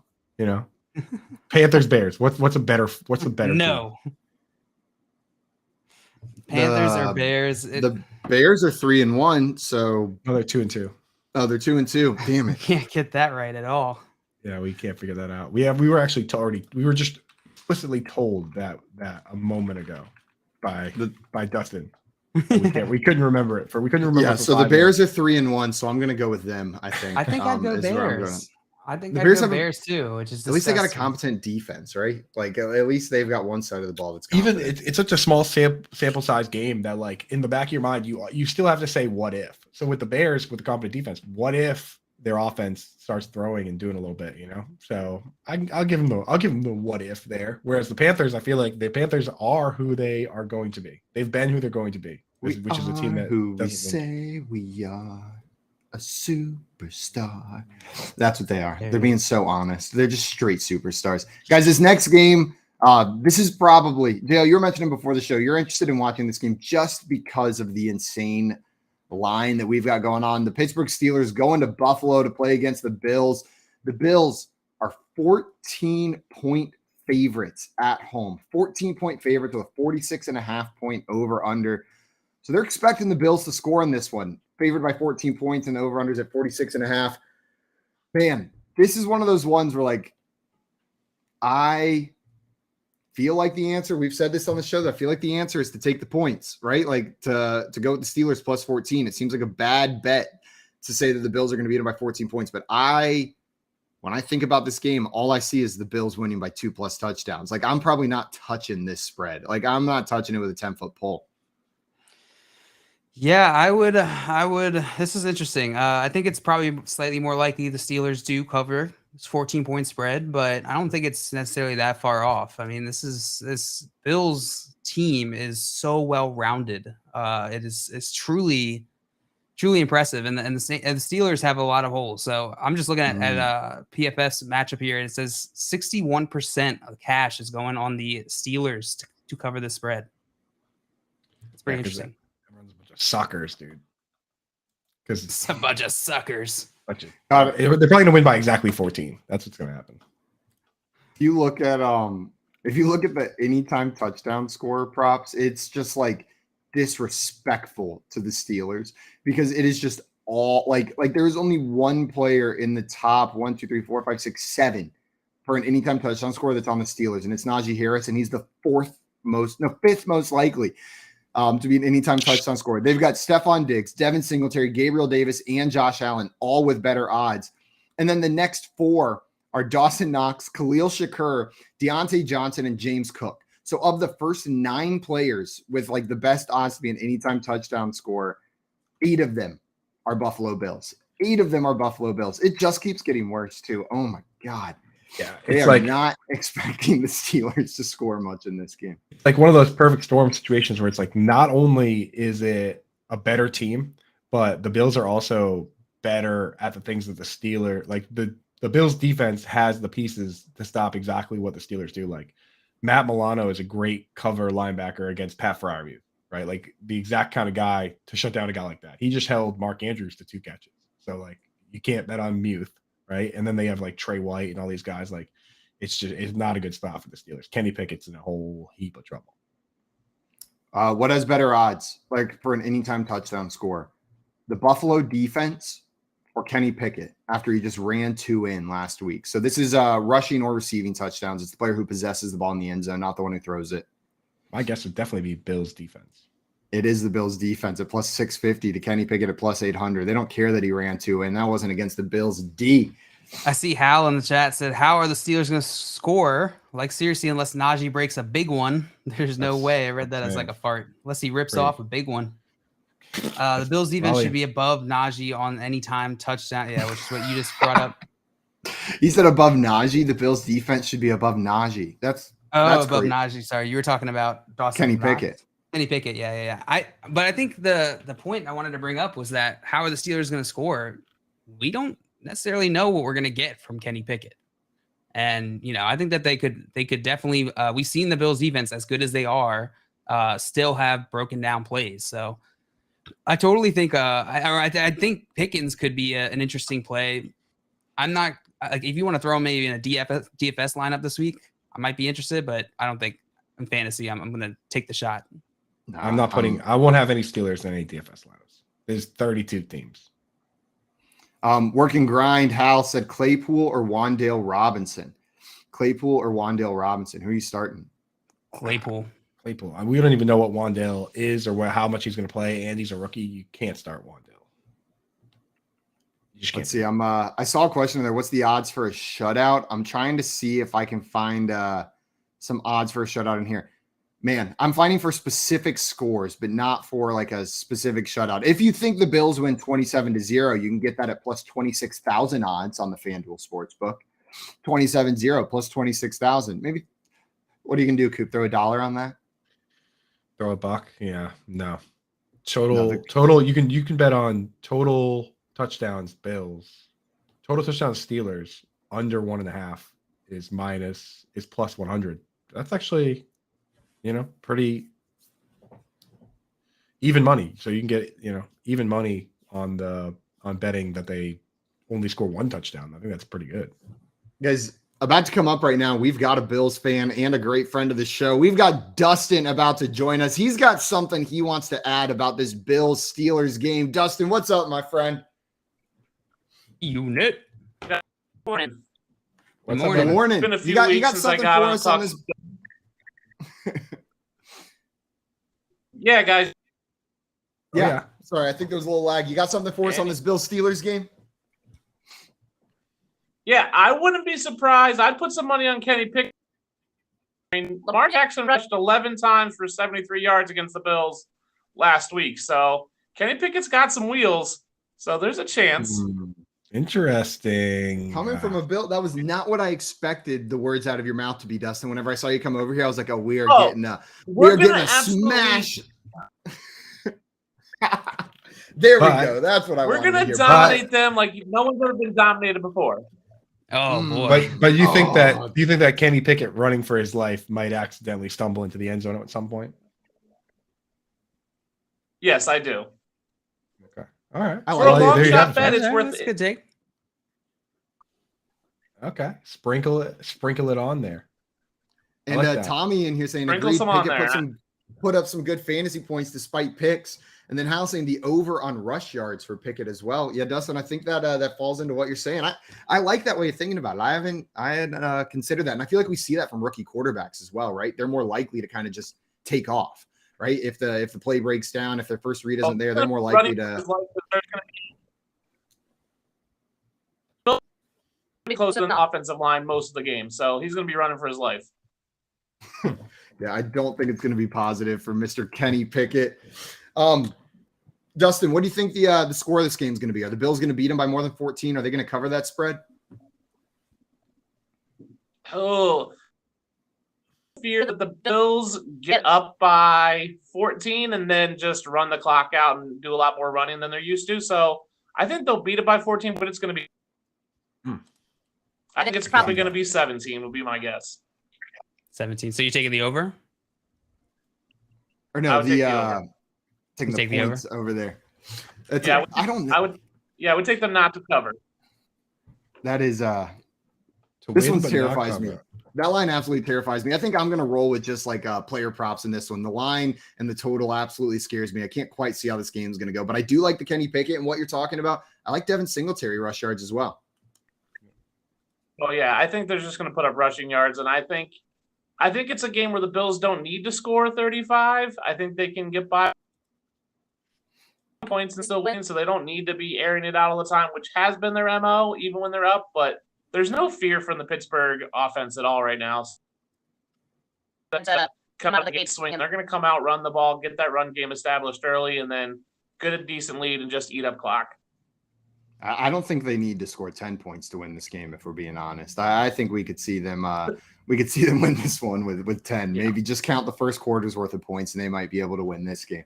I think we have too much Thursday night football on our brain. They may come out right now. First drive, so. Absolutely. Dustin, I want to thank you so much for coming up here and hanging out with us for a bit today, my man. Appreciate you. Cheers, brother. Peace. See you guys. And the hot tip on the Kenny Pickett anytime touchdown score. You know what? I didn't think about it like that, but Dustin brings up a good point. I kind of like that one. I like that one a little bit. Anything else on this game, guys? Any other players you're starting? Somebody asked me this question yesterday before we move on. James Cook on that Buffalo team. Is he droppable? Like if you have James Cook on your team, are you dropping James Cook at this point, rookie running back for the Buffalo Bills? Obviously not in Dynasty, but in redraft, I think he's got to be towards the very bottom of your bench. And if there's somebody out there that you would actually use within the next couple of weeks with bye weeks, I would definitely drop him and pick him up. I mean, he's not really playing that much. No, he was on the field for 3% of snaps last week. Two snaps. 3%. That's two. That's two whole snaps. Yeah, you're right. Meanwhile, Devin Singletary leading the league in routes run of all running backs. Of course, yeah, just like we all predicted. That makes a lot of sense. I think he's absolutely droppable in redraft. Yeah.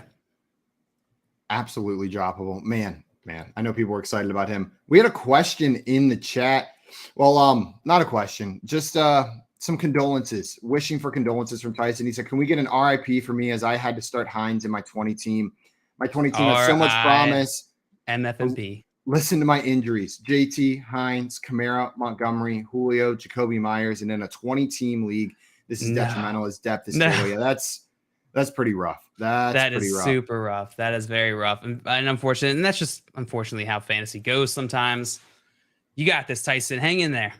Hang in there, my man. Also, we didn't talk about it much at the beginning, but hopefully Nyheim Hines is okay. Yeah. That was another one of those scary hits. Like you hate seeing that. And it looked like he was on his way to making me look so stupid for not starting him. He played 3 snaps. And on those 3 snaps, he had 1 carry and 2 targets, right? Like he was going to be a focal point of this offense last night. And he was going to make me look dumb for all the people that I said not to start him. So I'm sad we didn't get to end up seeing that. Hopefully he's all right. We'll keep our eyes on it. And Tommy said, thought I was money with Lindsey. It turns out there's a reason Philip Lindsay was on the practice squad. He wasn't that good.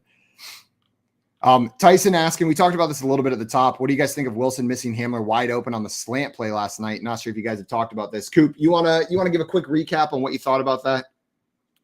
Oh yeah. So for me, like I did play some quarterback, and there is on most plays a progression, an order that you look at the different targets, because each play typically has a short route, an intermediate route, then a deep route. And you have to look at the short one first, and then the next one, then the next one. He was going through his progressions. It's just, anyone can take the overhead screenshot and say this guy was open, but you have to look at them in order or you're going to miss those individual windows. It just, in my opinion, I think that, it's just, that's the way the reads went, the order went. And that was a later read in the progressions, and it's not there. So it's easier for us to sit back and do that. We don't have to be on the field with, 300-pound guys like swirling around trying to kill us, Yeah. Yep. I agree with you on that one. Guys, before we move on to our next game, there was something we needed to talk about that happened on the show yesterday, something we need to bring up. Our friend Mike Barner came on yesterday, gave us some hot tips, right? And the very first hot tip he threw out there, he said, Matt Ryan, interception, lock it in. It's a lock for tonight. And boom, did I yell. My soup was all over the floor whenever that interception hit. Soup was everywhere. What kind of soup did you spill, JL? Cream of crab. Cream of crab all over everything in your bed? Everything. In your toes? All in my toes. I'm vegetarian, so I can't even eat it. You can't even lick it off your own toes. What a shame. Yeah, I know, but dude, if you were listening yesterday and you were like, hey, I'm going to put some money down, you made some cash. You made some quiche. Tommy requesting a new segment, Soup with Coop. New segment.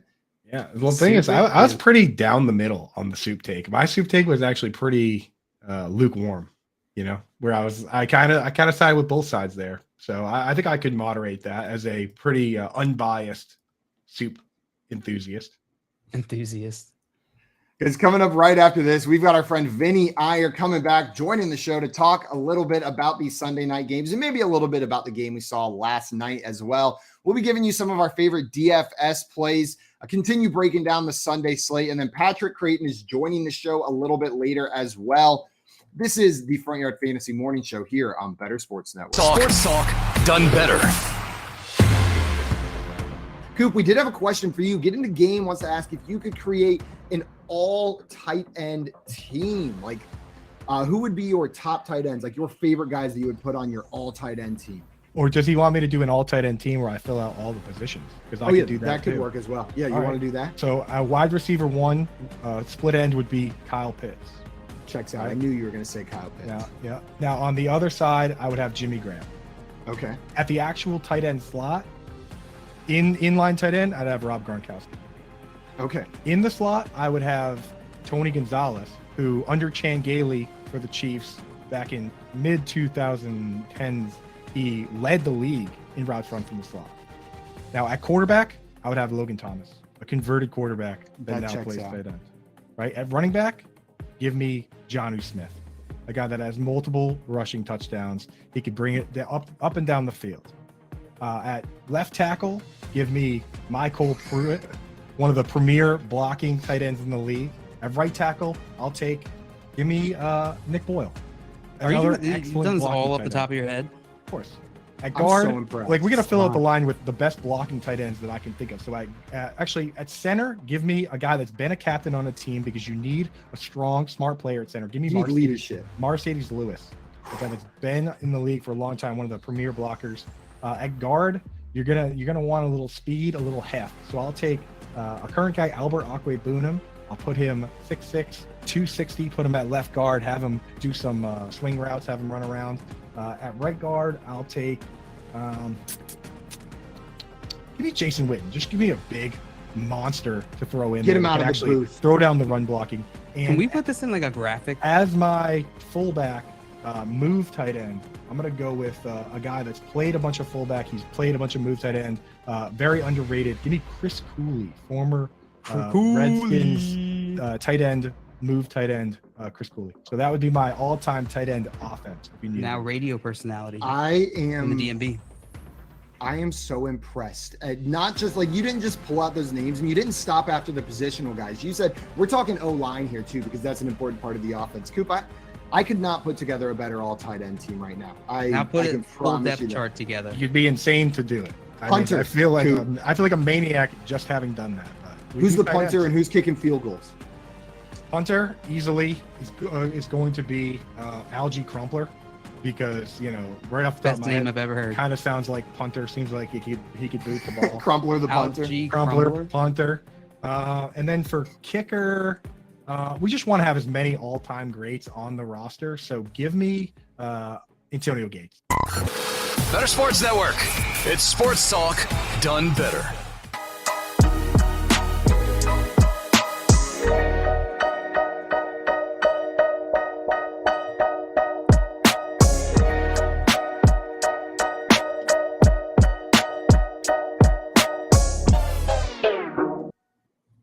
What's up, everyone? Welcome back to the Front Yard Fantasy Morning Show here on Bettor Sports Network. Joining us right now, we've got one of our favorite people, returning guest, Vinny Ayers, coming up here. For those of you that do not know Vinny, come on. He's an NFL and fantasy football writer over at Sporting News and the host on the Locked On Fantasy Network, talking fantasy football, and a Jeopardy winner, which scores major props in our book over here.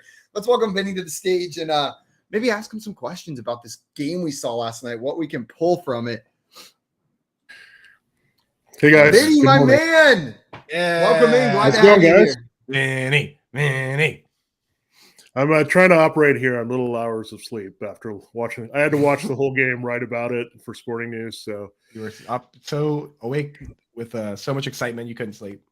yeah, but I was excited to write about how bad Russell Wilson was. So That was the first thing I wanted to ask you about, Vinny, was that article. There was a line at the end of it that I loved. That article that you put out. What was it? I haven't pulled it. Oh, the Broncos got their wish to let Russ cook for them, but they need to accept the fact that they got burned and there's no easy way to put out the fire.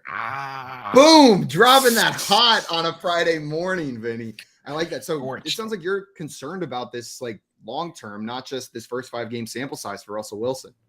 yeah, I mean, you look at the first few games, and we were like, Nathaniel Hackett doesn't know what he's doing, and that still may be the case to some degree. But I think he's trying to get into like Russ's head to try to figure out what Russ wants to do, and this has been difficult. I mean, that's why you can't have a situation where you let the quarterback dictate how things are going here. I mean, you need to have a relationship. We've seen it with Matt LaFleur and Aaron Rodgers. It works really well, right? And they are on the same page for most of the time. And we've seen it with Patrick Mahomes and Andy Reid. And then you see it with Justin Herbert now and Joe Lombardi. If you don't have that with your play caller, it's going to be a mess. And that's what we're seeing. And maybe Russell Wilson, just like a little bit of Carson Wentz syndrome, he likes to play a little bit outside the box and not within an offense. And that's very frustrating for a coach. And I bet the Broncos defense is pretty frustrated at this point. To be 2-3 with that level of defense is pretty bad. JL's muted. JL, Yes. Classic JL moment. Butts. What were you saying, bud? It's all Keith's fault. Keith wins $700, and he just feels like he can mute me at will. When are we getting those hog noses? We gotta get. We got them. What was I saying? Oh, I said the defense looked fantastic, man. That edge rush was so good. Did you guys see that one? I think it was Browning had that one like perfectly timed sack. It was sexy. It was sexy. That it was so nice. It looked like he cheated. Know what I mean? Like he got through there so clean. It was like it looked like he had to have been offsides with just how untouched he was getting back there to Matt Ryan. Chubb looked fantastic. Chubb always looks fantastic though, doesn't he? Like he's out there and we're like, yeah, there's Chubb doing Chubb things. But you're right. Like with a defense that good, for them to not win that game, that's Russell Wilson. That's Russell Wilson that they didn't win that game whenever the defense held the Colts to 6 points in regulation. Like you've got Russell Wilson, Jerry Jeudy, Cortland Sutton, Melvin Gordon. Like this should be a team that can score more than 9 points. Yeah, it's difficult now. I mean, they lost some guys on defense. I mean, they already lost Randy Gregory. Justin Simmons was on IR, so some more injuries. Browning had to come out of that game late. So if that starts to fall apart, now we know their offensive line is going to be in bad shape. But I think they just said it was a broken leg for Garrett Bowles. I mean, that's brutal. I mean, after last week, running down Meek Robertson there on the interception and going viral and giving all his effort for this team. After a Melvin Gordon fumble, by the way, like he had to go and try to clean it up and stop the Raiders from getting in the end zone. And then this next week he goes down. You got to feel for the guy. I mean, he was one of the guys playing at a really high level on that offense, and he has been for a couple of years. He was a borderline bust a few years ago, but then he was second team All-Pro in 2020. And that's going to be hard, not having the left tackle out there for Russ at this point with him holding the ball. I don't know how it gets better. And I think they talked about it a little bit there on the broadcast. And I also thought about it. But Tim Patrick was a pretty big loss for this team because he was that third receiver. And he was actually more consistent in a lot of ways than Jerry Jeudy and Cortland Sutton. Like he's a guy that you could get out there and he was going to get open, turn around, make those tough catches when you need it. Now you don't have him. KJ Hamler's okay, but he's just a field stretching guy. Montrell Washington, I think they need to give him more opportunities here. But also, what happened to the tight ends? We heard about Albert O, and then Greg Dulcich, I know, has been hurt. But, let's get those guys involved if you can't get things down the field. So I think Russ is just trying to be Russ, trying to buy time, throw downfield. He doesn't want to run the way he once did. So you got to do something to help your team win games. And I think Kyler Murray's having this same issue too. It's like, you got to just do what you can do well physically. Like, just do it.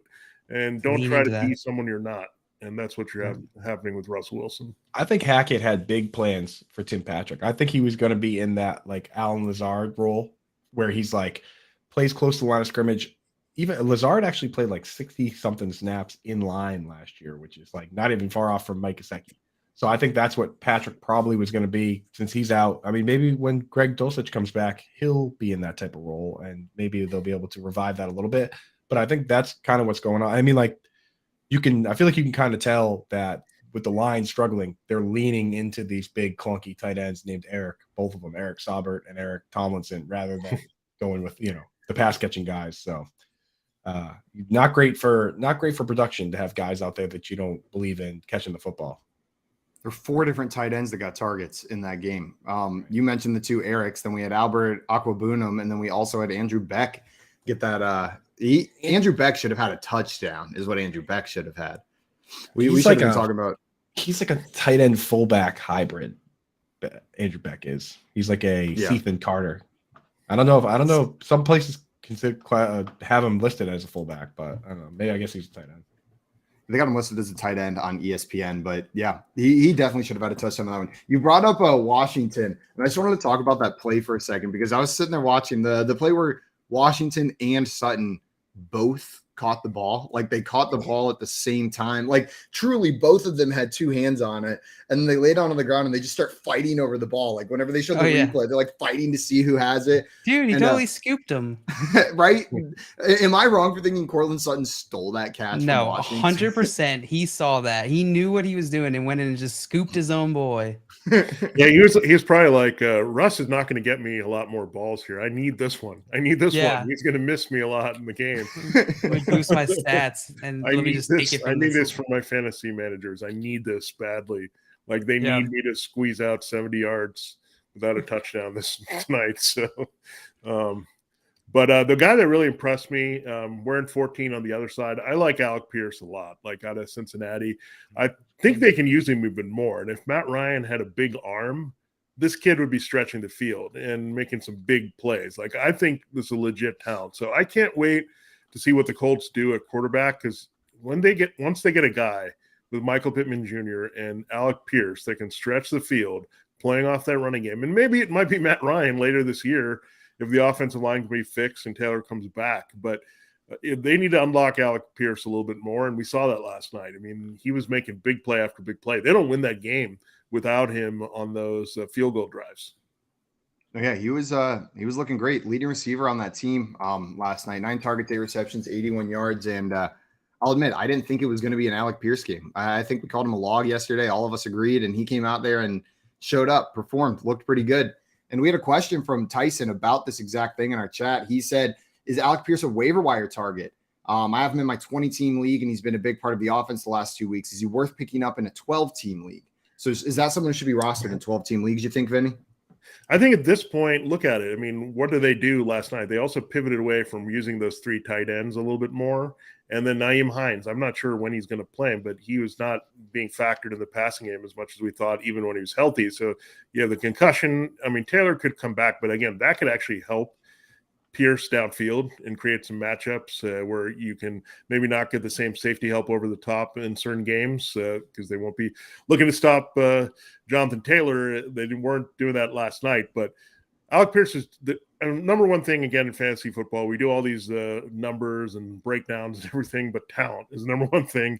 And Alec Pierce has tons of talent. And I think the Colts are finally realizing that. And it takes a while, unfortunately, for Frank Reich to realize that. But he also missed a game there with a concussion. So that kind of slowed his progress.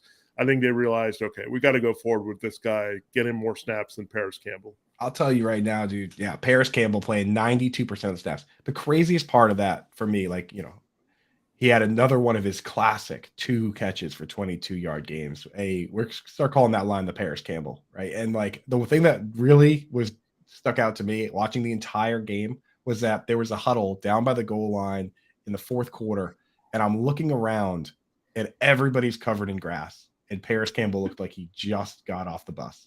Like not a stain on the guy. Like I was like, what is this guy is not even part of the game. So it's time to make that swap.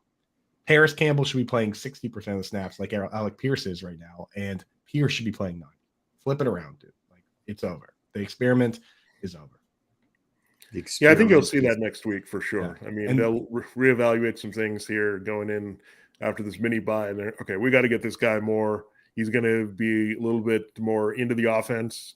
You'll get Pittman a little healthier, which is always going to help him because Pittman's always going to see Pat Surtain 2 or the top corner on the other team, and that's going to open up things for Alec Pierce. And there's not a lot of number 2 and number 3 corners that can handle a player of that size and speed.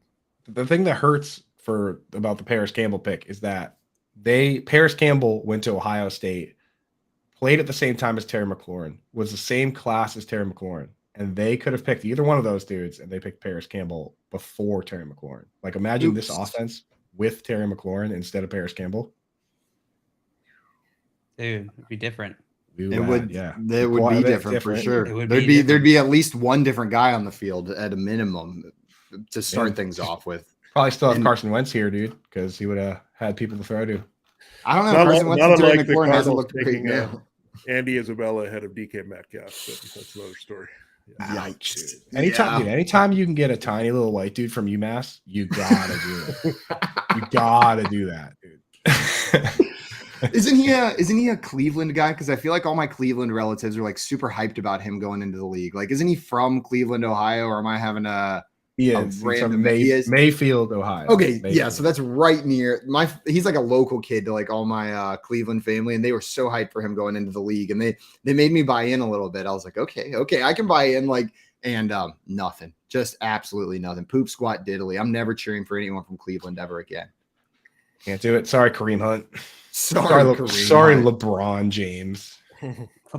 Also, Hal in here saying Murray can't have wide receivers bigger than him. That's in his contract, apparently. So that's why they drafted Andy Isabella that year. Is they They're couldn't getting there, have dude. any wide receivers bigger than Kyler Murray.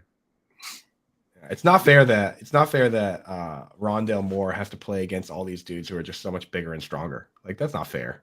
They should have their own league. They should have their own league. Matt Ryan last night. We talked about his offensive line. I feel like Matt Ryan's known like for being like cool and calm and like he's known for being like level-headed at all times during games. Like that's what I think of when I think of Matt Ryan. I have not seen that level of anger and emotion from him in like my memory, like watching football. Like he was mad. He was on the sideline cursing, punching the bench. Like that dude. He's and I like get that it every time he loses. Is Every he? single time. Yeah. He's that. I feel like that's just like standard. I tweeted about it last night. I was just like, I feel like Matt Ryan is the guy that blames everybody. Like just never takes responsibility when things go wrong. He's just like fully like always blaming his teammates for when the play goes badly.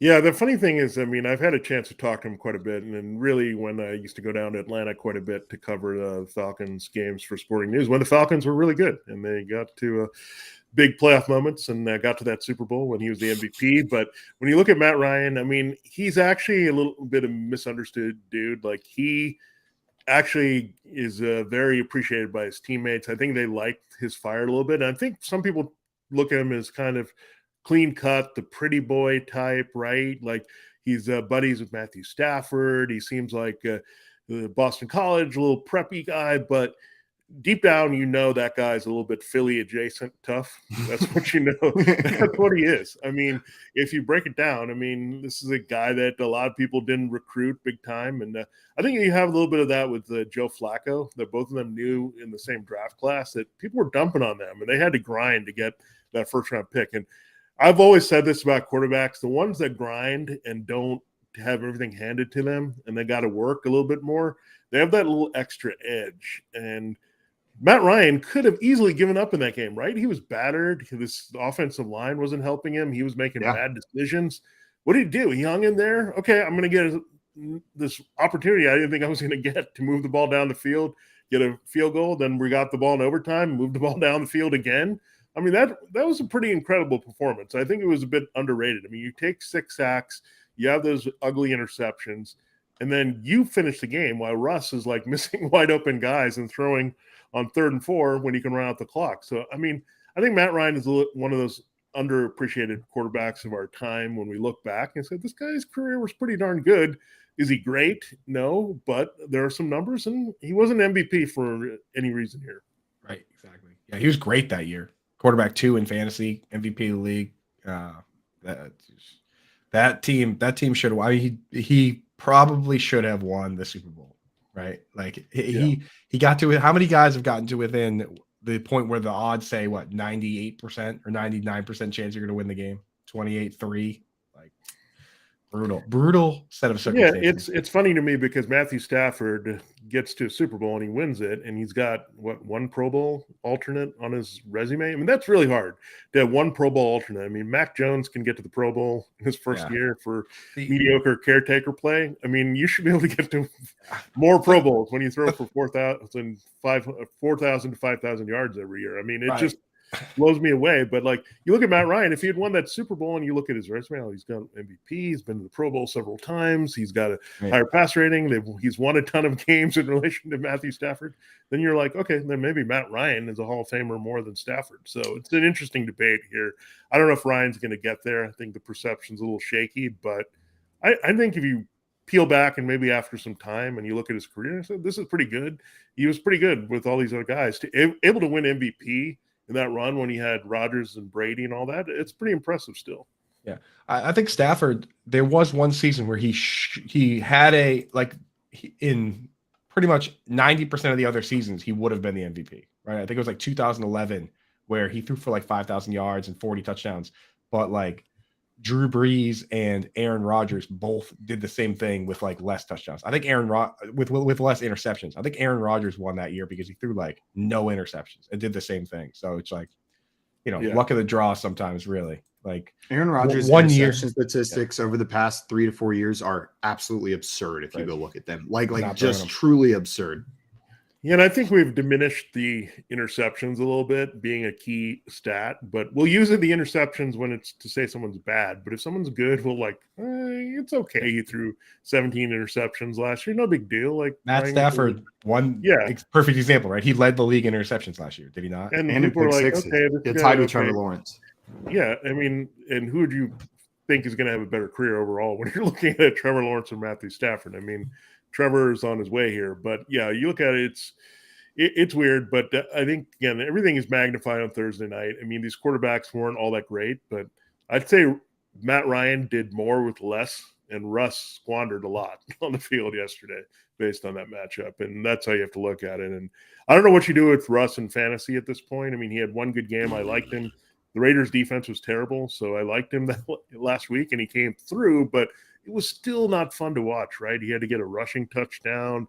He had to get 237 yards or whatever he got. It was hard and painful to watch. So I'm not sure. I think if you got Russ, I mean, you just had to play the matchups maybe and stream some other guys. For sure. Man, what a fall. I feel like there were circles. He was being viewed as like a near top 5 guy, like definitely a top 10 guy going into this season. And now we're just sitting here thinking, do we drop Russ? Like, do I pick up Trevor Lawrence off the waiver wire instead of Russell Wilson week in, week out? Like, if you had to start one guy every week the rest of the season, you going with Trevor Lawrence or Russell Wilson? You got to lock it in today. Yeah, I think you have to go with Trevor Lawrence. I mean, the weapons are much better than we expect, and they're going to get better. I mean, we know that. I mean, Christian Kirk has looked fantastic. I think they'll get Evan Ingram more involved. Zay Jones should come back maybe this week.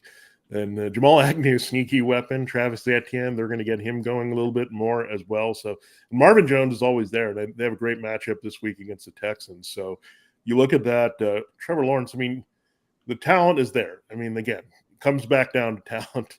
Like, it's going to rise to the top no matter what. And you also have to have the coaching. We get it. But you have somewhat competent coaching, and that player is willing. And you got to credit Trevor Lawrence. I mean, that was a rough rookie season, but absolutely come back and get a competent coaching staff and say, okay, I'm going to make it work this season.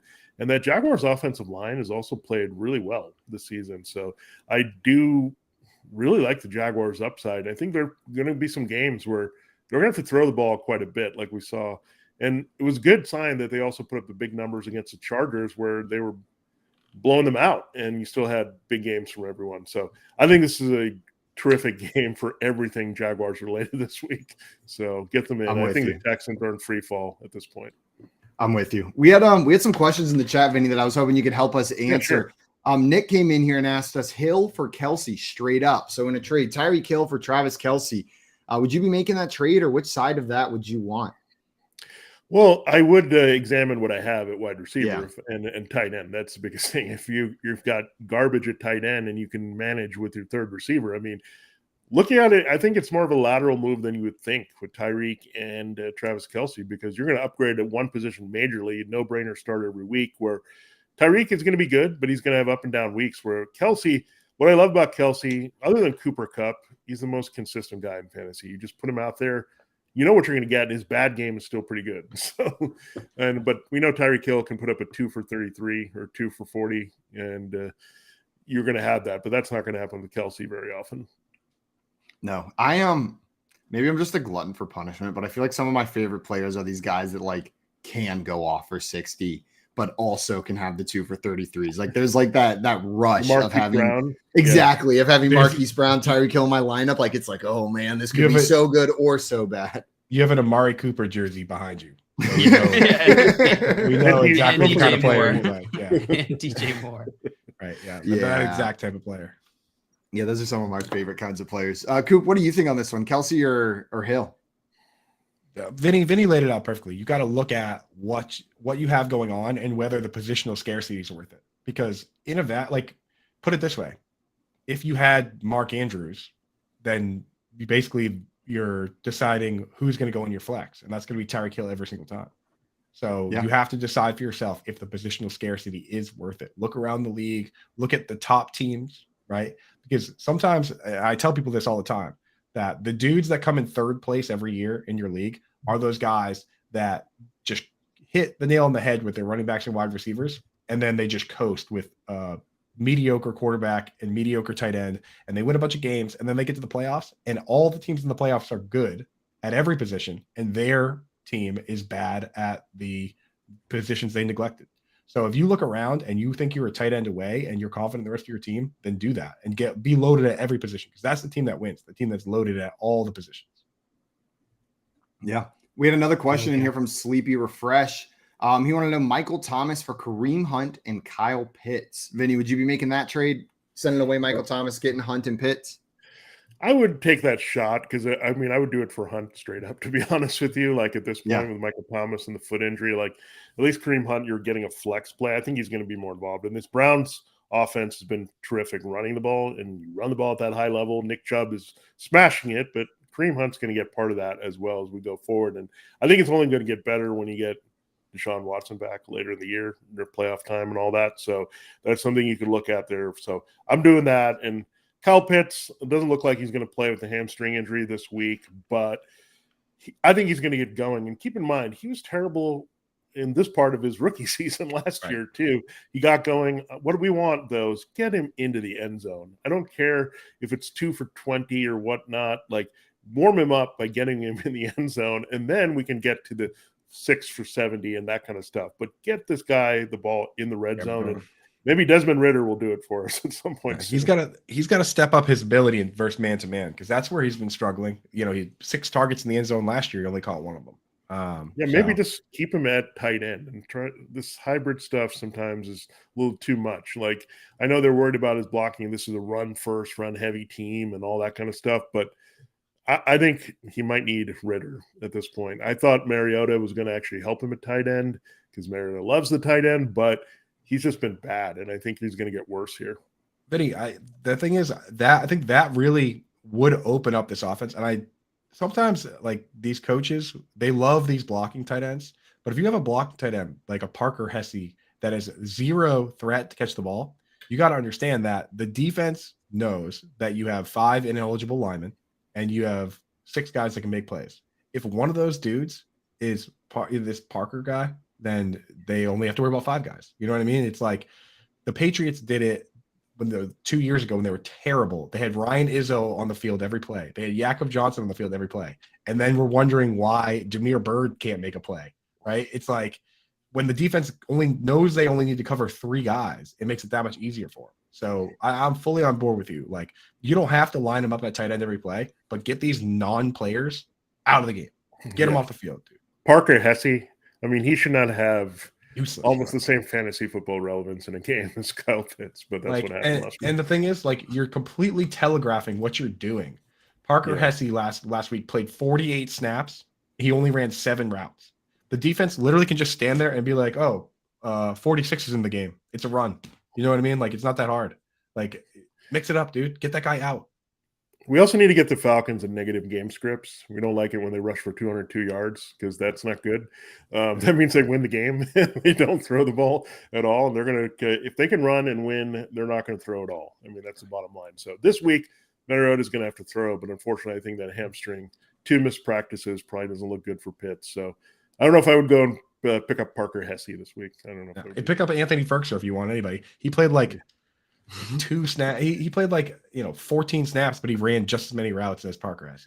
So watch that happen. Hesse scoring, and then look, I got the tight end involved this week. We put it into the ethos just now. You and I just dragging Parker Hesse. Yeah, he's probably gonna have 2 touchdowns, dude. And then we'll take a Hesse or Ferk for a touchdown. One of those things is happening this week. Give me that Ferk dad in the house, baby. Let's go. I wonder what the odds are for a Hesse touchdown in this game. If they even have that for an anytime touchdown score. I'm gonna pull that up, see if we can get that over there. Plus $1 billion, dude. Like, they're just just take your money. Put it in an envelope. They got him at plus 410. It's not even that. Plus 410 for Parker Hesse anytime touchdown score. If you want to bet on that, take your money, put it in an envelope, put a stamp on it, and then put it into a shredder. A micro-cut shredder. Waste the stamp too. Yeah, waste the stamp too. Yeah, you might as well.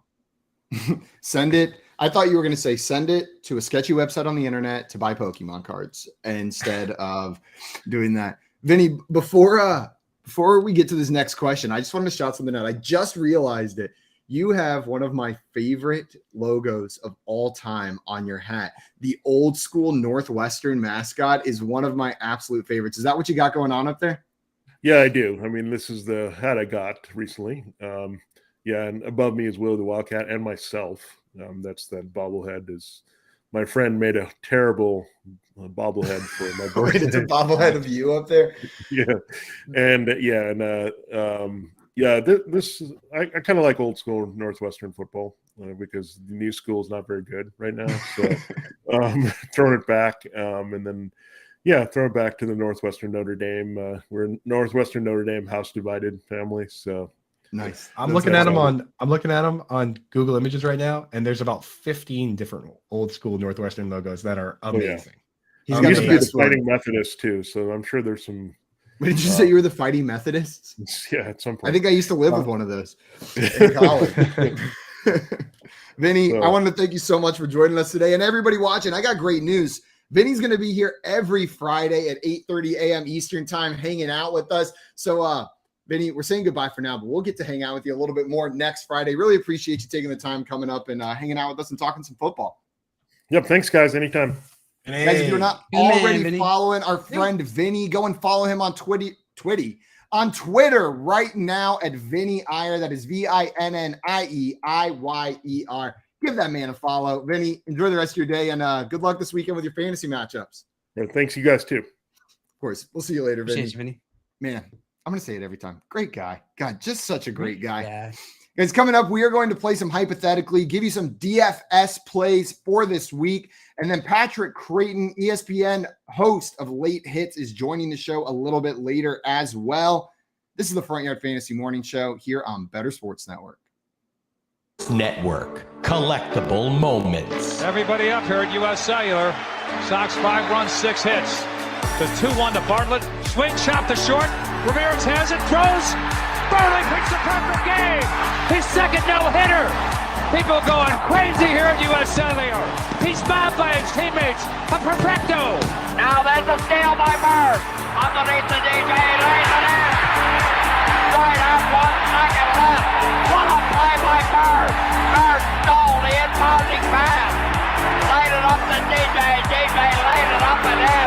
And Boston has a 1-point lead with 1 second left. Out of the I formation on first down. Peterson to carry, looking for running room on the right side, has it to the 25, across the 30, across the 35, and out of bounds at the 40-yard line. Adrian Peterson has just gone over 2,000 yards for the season, the 7th man in NFL history to cross the 2,000-yard mark. Well, a thundering ovation for number 66, Mario Lemieux. Just the emotion I'm sure Mario is feeling in this place. You don't appreciate something until it's gone, and it's so great to have Mario back. Hugger turns around. Over to Lemieux. Mario Lemieux, his first goal in his comeback here tonight at the Mellon Arena. And the Penguins lead 3-0, and he is smiling like a butcher's dog. Mario Lemieux.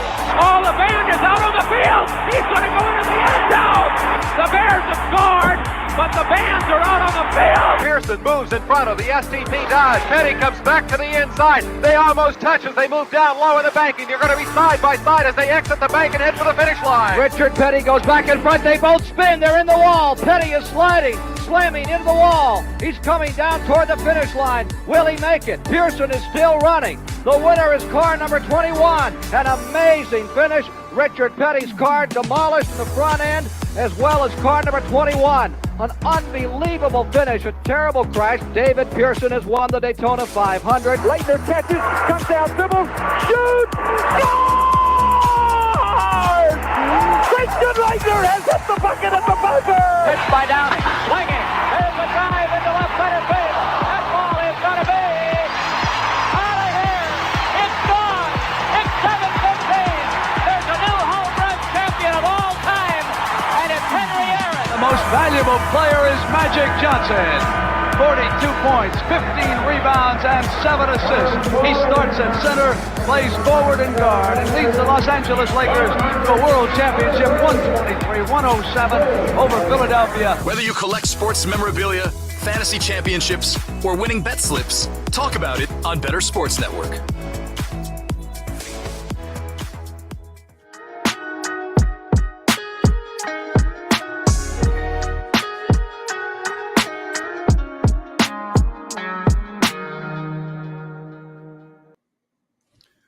Welcome back in, everybody, to the Front Yard Fantasy Morning Show here on Bettor Sports Network.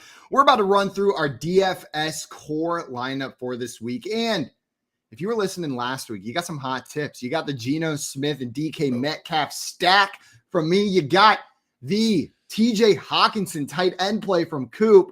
And you started a running back. You started a running back as well in that lineup. It was a guy. He did something out there. But, Jail, you're going to kill it this week. I know you got a running back back for us with our DFS picks. JL, you want to kick us off? You want to start us off with your running back pick? Because I got a feeling this week's is hot. It's going to tone. Set the tone, JL. You do feel like it's going to be hot? Oh, I feel like it's going to be scary. so hot. I haven't even looked at who you picked yet. All right, my running back for this week is Dalvin Cook, running back for the Minnesota Vikings, going against Chicago, one of the easiest run defenses. Price on FanDuel, $7,300.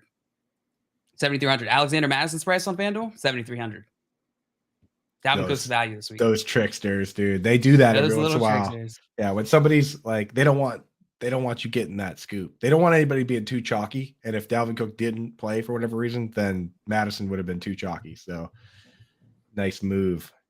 Coop, who do you got for us at tight end this week? We got Dalvin Cook. Who are you putting in at tight end? Yeah, so this is a main slate lineup. This is actually a super fun week for tight ends because, it's so easy to just say, oh, well, there's two good tight ends, so pay up and get one of those guys. Or, Darren Waller, I guess you could throw in there too. Well, Darren Waller plays against Kelsey in primetime, and Mark Andrews is also primetime. So you don't get those options on this slate. You really have to actually think about it for a little bit. And if you really want the scoops, I got 6 players for you over on Fantasy Alarm. I do players at each tier every week, but I didn't even do in the elite tier. I said, no elite tier. You don't want to start any of these guys. There's only one guy over 5,000. It's George Kittle. Can't really trust him. So I got a good number of guys down in the next section, but one guy that I think you want to get in there this week is Zach Ertz. I think that's going to be the shootout game, right? I don't like pairing him with you could stack him with Kyler Murray if you want, but I think that you can go with Ertz in this game. And this is one of probably the last few times you're going to be able to start Ertz because DeAndre Hopkins is coming back. You're not going to feel as good about it unless his price comes down. But, with AJ Green's questionable, Rondell Moore didn't really do much in his first game back.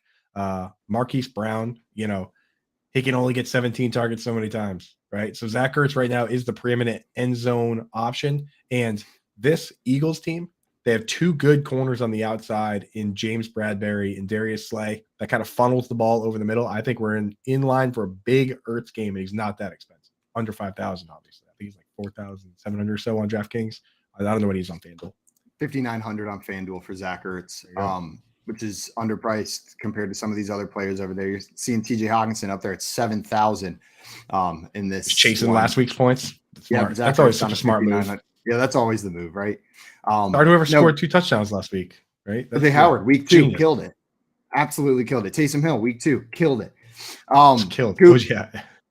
I'm with you. Who is it this week that scored 2? Mo Alley Cox. Get him in there. Get him in there. Coop, I'm with you on that game being the shootout. I think that is the shootout. And what I'm going to do with the quarterback wide receiver stack, last week I gave you a budget one.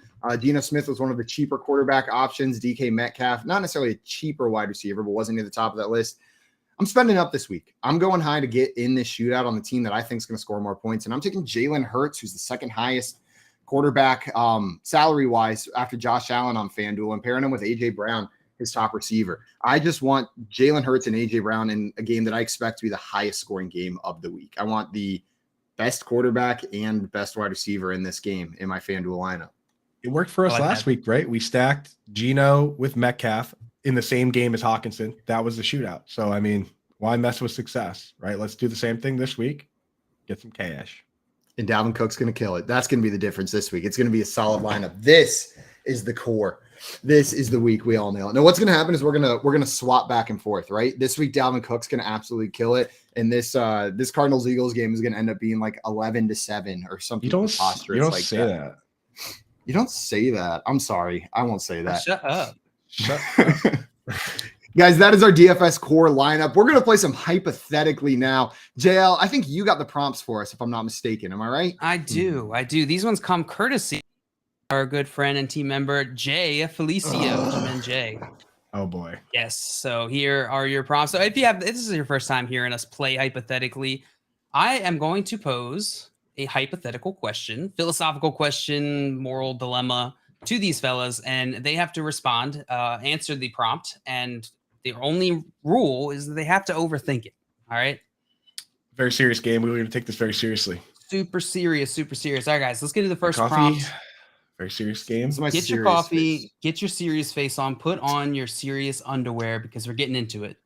Would you rather only be able to eat food cooked by Russell Wilson, or the only music you can listen to be Cole Beasley's rap albums? I got immediate questions, about 100 of them, JL. Okay. Okay. And it's all about Russell Wilson cooking for me. Every question's on that side right now because I feel like that's one where I got lots of questions. What's the situation here?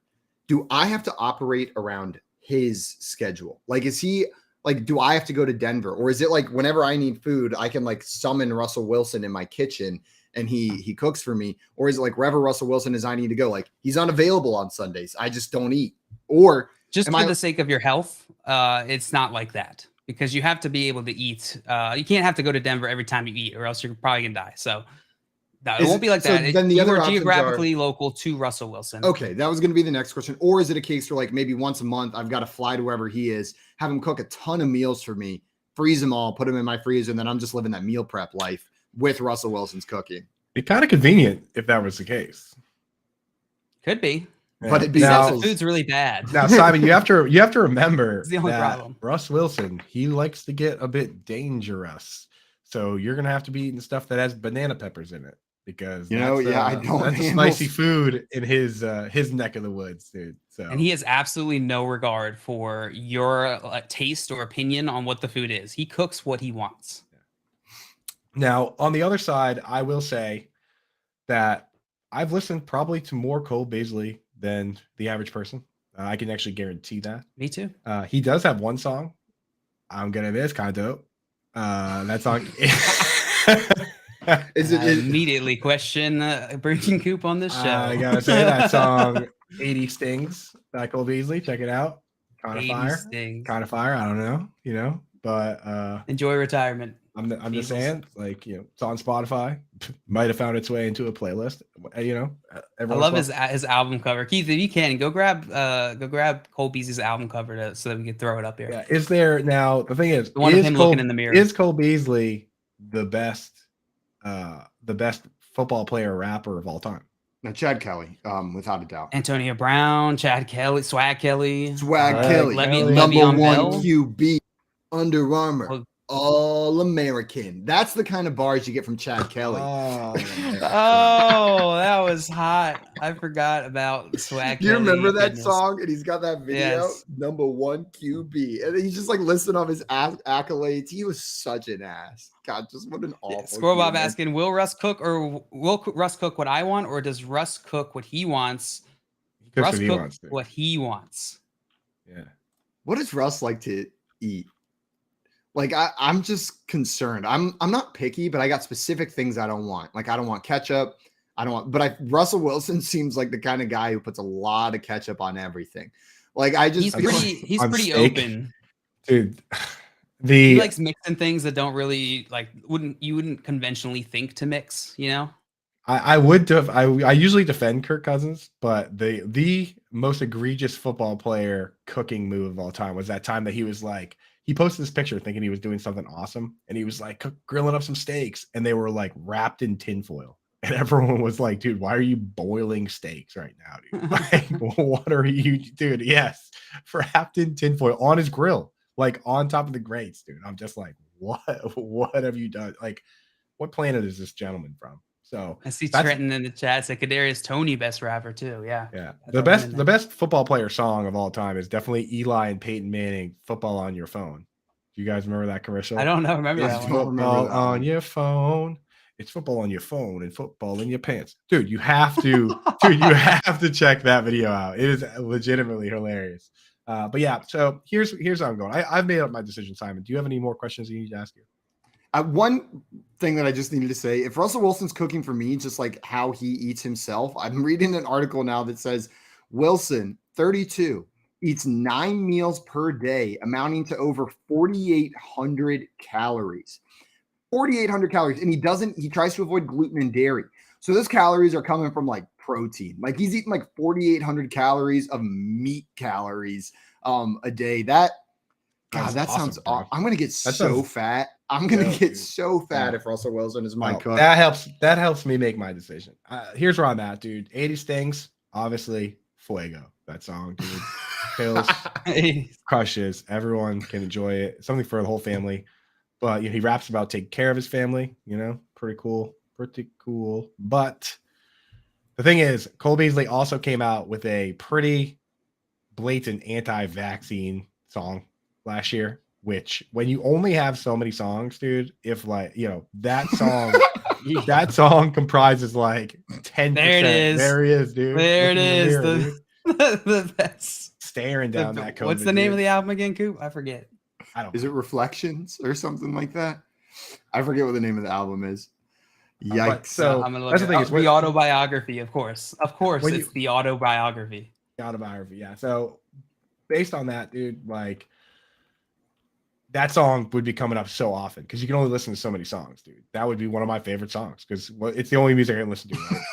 So like that, I have it on right now. De facto would be one of my top like 20 songs because he only has like 20. So I will eat Russ's protein, banana pepper, or whatever he's cooking, boiled steaks. You know what I mean? Like boiled chicken. I'll eat whatever he's cooking forever. All right, you're taking the Russell Wilson. I can't side take of the this. Beasley side. Simon, what do you think? Are you taking the Russell side, or no? You said you take the Beasley side because of the calories. I can't do it. I love music so much. I like music more than I like food. It makes me happy every single day. When I'm in a weird mood and I need to like get out of it, I just throw on like some Carly Rae Jepsen or something. Know what I mean? You still have music. It's Cole Beasley though. All that's gonna do is like ruin my day every time. Like if I'm in a good mood that I need to ruin, then I can turn on Cole Beasley. I gotta let Russ cook for me. Russ, I'm eating 5,000 calories a day with you from here on out. That's what's going on, dude. I'm just saying. All right, 80 stings, dude. I'm even though I'm picking Russ, dude. 80 stings. Say hello to Mr. Slept On. Dude, I'm listening to it right now, and it is so poorly mixed. I could barely hear him over the beat. Yeah, you don't need to need that, dude. He's like half a mile deep. That's true. I'd rather hear the beat. All right, guys, let's move on to our next prompt here. Would you rather have Morgan Freeman's voice, but only be able to speak in dad jokes, or look like The Rock, but you have to do cartwheels everywhere you go? Ooh. Everywhere I go. What are caterpillars afraid of? That was my best Morgan Freeman impression. How was that? Pretty bad. Yeah, pretty bad. Dogger. That wasn't too bad. Now, what the thing that sucks about the cartwheel thing is that, like, first of all, The Rock chiseled God. Like, you would definitely be slaying, but right, like, no matter what, even with the cartwheels, like, there's some chick out there that thinks that's dope, but like, like for sure, she's like, you just got to find the cartwheel crowd. That's what you got to do. I mean, I'm in a Grimace Discord with Craig and Jay. Everybody's got their weird stuff. Jay joined us as well. So I'm in a Grimace Discord and there's like 30 people in there. So you're gonna find a chick that likes a dude that does cartwheels all the time, especially if you look like The Rock. Like, ain't no chicks in that Grimace Discord, I guarantee you. I can guarantee you there are not. But the thing is, dude, it's like it really limits what you can do. Like so you do get one of those hot chicks, right? You got a hot chick, but then you want to go to the movies. But you're gonna put your hands in that like sticky popcorn floor, dude, when you're doing cartwheels to your seat. Oh, disgusting, bro. The worst. I'm imagining being in line at Six Flags, right? Like you're in line at Six Flags and you have to like wait for the line to get far enough ahead of you so that you have room to do a cartwheel to catch up. What if you go to a game? What if you go to an NFL game? You got a freaking cartwheel through the crowd up the steps. Well, that's the thing. Stairs are a problem. That's the thing with being in line is that like if you don't have space, you're just doing a handstand and waiting for your chance to get down on your feet. Like you're probably spending a lot of time doing handstands. And the thing is, like, I don't know if studies have been done on this, but that can't be good for your brain, right? Kind of just like rattling your brain around all day long, just all day. Studies have been done on this. What if you do cartwheels? What if you do cartwheels all the time? But if cartwheel's your only mode of transportation, your brain would be bouncing around. How do you drive? Well, I guess I'm the one. We're gonna ask you that. I think once you're in the car, I don't think you need to be doing cartwheels. You do have to cartwheel into your car, though, right? Yeah. You probably have to do the cartwheel in there, stick the landing. Yeah. Now just 100%. imagine, dude, like you're on a plane and you have to get up to pee.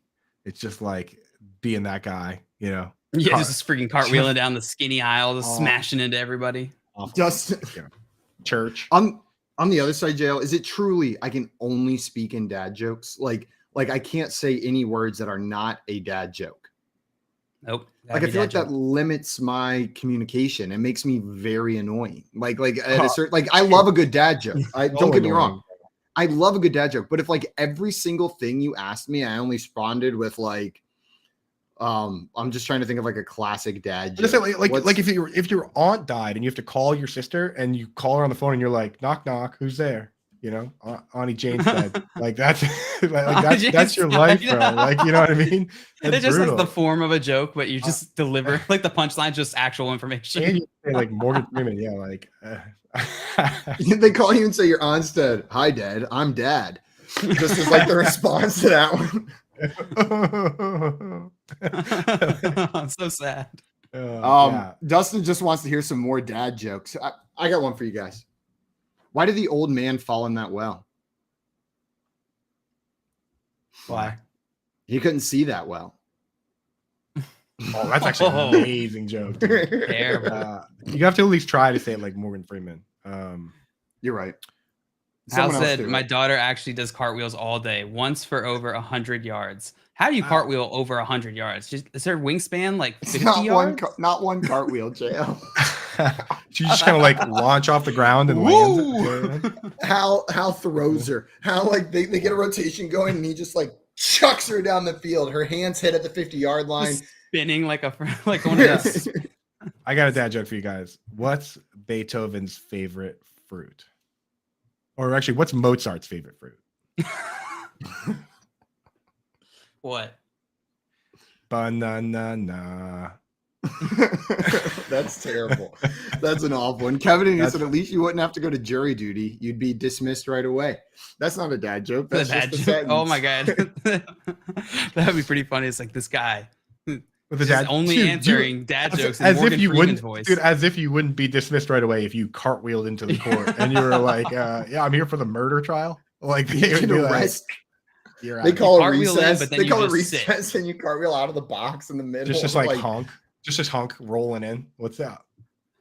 Imagine at your wedding day, you're going down the aisle, like you're walking down there at the end, and you just have to cartwheel out of the reception. Like everyone's lined up, your wife's expecting you to hold her hand. It's the greatest moment of your life. You're expressing your love. You're showing yourself as a couple for the first time, a married couple, and she's just walking next to this clown, this giant buff clown, cartwheeling down the aisle. Like just fully cartwheeling, stealing all the attention. No one's even looking at her in her beautiful dress now. Kevin makes a good point. Imagine cartwheeling in Dockers. Yeah, you'd be ripping your trousers on the regular. Ripping your trousers. Yeah, who wears pants? Who wears pants anyways? You'd be blasting trousers. All right, I think I'm ready to answer here. Blasting trousers. How do you poop? You poop like normally every day in your normal life. You squeeze. It comes out. You don't gotta. You don't got. There's no extra poop. There's no extra poop process with this prompt. Maybe this wasn't related. You have to cartwheel to the onto the toilet. Maybe he was just asking in general. Tommy's got one in the chat. Why would you never rob a bank with a hog? Why is that, Tommy? Because they always squeal. That's my guess. Oh, that's it, dude. Oh, we'll see if Tom. What's the answer, Tommy? Did I get it? Did I get that one? He said, "Bingo! Boom! Yeah, that's a good. Nailed it." All right, I think I'm going with Simon. You go first. Yeah, you know, cartwheels suck, but give me those pecs. I'm gonna stand in the mirror and flex my boobs for like 4 hours on day one when I have that body. I'm taking the Rock's body, and we're cartwheeling everywhere. Yeah, the Rock is. I've always wanted to be able to do that, just like bounce my chest up and down. What's his name? Terry. The Terry Crews. No, is that? Yeah, Terry Crews. Yeah, that is who I'm thinking of. Just thinking of longest yard. Exactly. Cheeseburger Eddie. Here's the deciding factor for me is that, like, I mean, first of all, like I'm a dancer. I love dancing, dude. Now you would take that away from me if my, oh yeah, dude, I get a little You would just add one new dance move and take away all the other ones. Haha. Yeah, my only dance move would be in the Will Smith voice. Bring it back. Haha. My only dance move would be a cartwheel now, which kind of sick. Not gonna lie, but like gets a little old. And if your feet are planted, Coop, like as long as you're not moving any sort of spatial direction, I think you can still dance. Oh, you got to keep it real tight though. Like if you want to do I do a little two Who step. needs footwork for dancing anyways? They always say footwork's the least important part of dancing if I know anything about dance. And just think about just think about how much beer you would spill cartwheeling around everywhere, dude. Just like you could, I mean, you probably get pretty good at it, but just of it. And you can't carry anything ever. I don't know how we never got to that point, but the reality is probably about 30% of what I say is nonsense and stupid jokes anyway. So if you just ramp that up to 100% and give me a very buttery Morgan Freeman awesome voice, I'll take that. I'll take that all day. All right. So one Morgan Freeman, one Rock here. Let's get on to our last prompt here. Would you rather have Aaron Rodgers as your roommate or Dan Snyder as your landlord? Dan Snyder, owner of the Washington Commanders. So, dude, have you ever heard what Dan Snyder did with the trees? That story? Maybe. Dan Snyder has this like mansion, and it's overlooking the some sort of water, and he wanted a better view, so there were all these trees, but it was on like protected land. And then he was basically pulled the old, I'm Dan Snyder, I can do whatever you want. But this one dude was like, no, you cannot cut these trees down. He's like, I'll plant new ones, because by the time they grow, he'll be out of there anyway. So he's like, I'll plant new ones. And this dude would not budge. And basically Dan Snyder went out of his way to have this guy busted all the way down from being like a high level dude to like working in this park that's just one bench. Like he ruined this guy's life. Like they dude, that's so petty. He had people basically try and get him for whatever they possibly could. And at one point, he got in trouble for bringing this badge home. He was supposed to take his badge off when he left work and bring it home, and he got in trouble for that. And then he got a DUI because he had cops are following him around because Dan Snyder could do whatever he wants.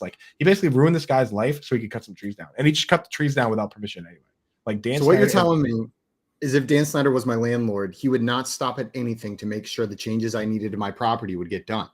I think he would either be, if you're on his team, things probably go pretty well. But if you're not on his team, things are probably pretty bad for you. Let's just put it that way. I will say this room that you're sharing with Aaron Rodgers is equivalent to a college dorm room. And so it's one room. Both your beds are in it. Oh, shoot. That was going to be my next question is do I get to just move into Aaron Rodgers' house? Because if so, count me in. It is not. It's like me and Tim in the shoe boxes at Clemson in a room smaller than instead it's you and Aaron a closet. Do I have to move to Wisconsin? In his drug rug. Can we live in a neutral location, or do I have to move to where his job is? I imagine that if one of us has to quit their jobs, it would be me. Probably. I could probably do this from his location. Probably. I'll allow a neutral location on this one. That doesn't matter as much because you're they'll relocate the Packers there is what they'll do. So we don't even have to worry about that. Now let's talk about the accommodations for this other apartment. Is the apartment the same in each situation, except for in one situation, Rodgers is my roommate. The other situation, Dan Snyder's my landlord. So it's the same living quarters. Yep. Okay. Well, Rodgers would be annoying to live with, but a bad landlord is like hell, right? It's a constant source of anger. Every single day you're mad about your landlord. And it's the worst part is there's not even really anything you can do about it because there's a power dynamic as well where they are the powerful one, you are the renter, you're the peasant, and they're the lord running that kingdom, right? It's almost like a serfdom situation where you feel like Dan Snyder has this control over you. And I hate that man. I think he is an awful human. If I had to have that power dynamic with Dan Snyder, oh man, absolutely awful. So Aaron Rodgers, it'd be annoying, but I'd take it. Dustin asked a good question though. How often does Rodgers have a witch come to spend the night? How often is he geeking out on ayahuasca? Ayahuasca. That was the other thing I was going to say is I think Rodgers, you got a plug in your room. Like he apparently can get whatever you need. So anything you need from Aaron Rodgers, you need that ayahuasca, you need those micro doses. Aaron Rodgers has got you. He doesn't help you though. He doesn't actually hook you up in any of those situations. Oh, he just says like, "Oh yeah, I got you, no problem." Let me bro, I got you totally. I love in this hypothetical, Dan Snyder has all this stuff going on, but he has enough time to come and bother me in my apartment. He's landlording this very probably low rent college dorm. So hard, yeah. I'm going. I think I can't do Dan Snyder. That's my final choice. I was gonna say, yeah, Dan Snyder's just such a dick that I would pick Rodgers and just hope that, I mean, like he's dating some pretty hot chicks, and the thing about hot chicks is they usually have hot friends, and at the end of that at the end of that, what'd you say? I don't get any. They don't come over. Come on, No, dude. None of that. It's in the dorm room. That's what I feel like you picking Rodgers? I could still be like, Aaron Rodgers is my roommate. So what's up, dude? Cartwheel in the room. Cartwheel into the room. Be like, hey, Aaron Rodgers is my roommate. Flex your boobs. How you doing? Flex your pecs.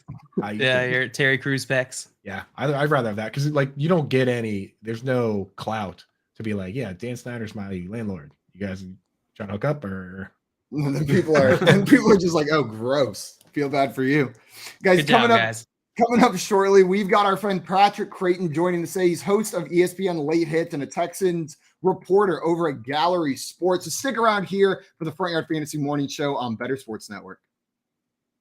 The Playbook with Fensty and Ronis, presented by FantasyAlarm.com. What about Zach Ertz, though, when Hopkins comes back, thinking about it long term? Do you think you got to continue to play the guy. I mean, the tight end position is so bad. I mean, I think this week, I got to start ranking guys like Ertz ahead of Kyle Pitts.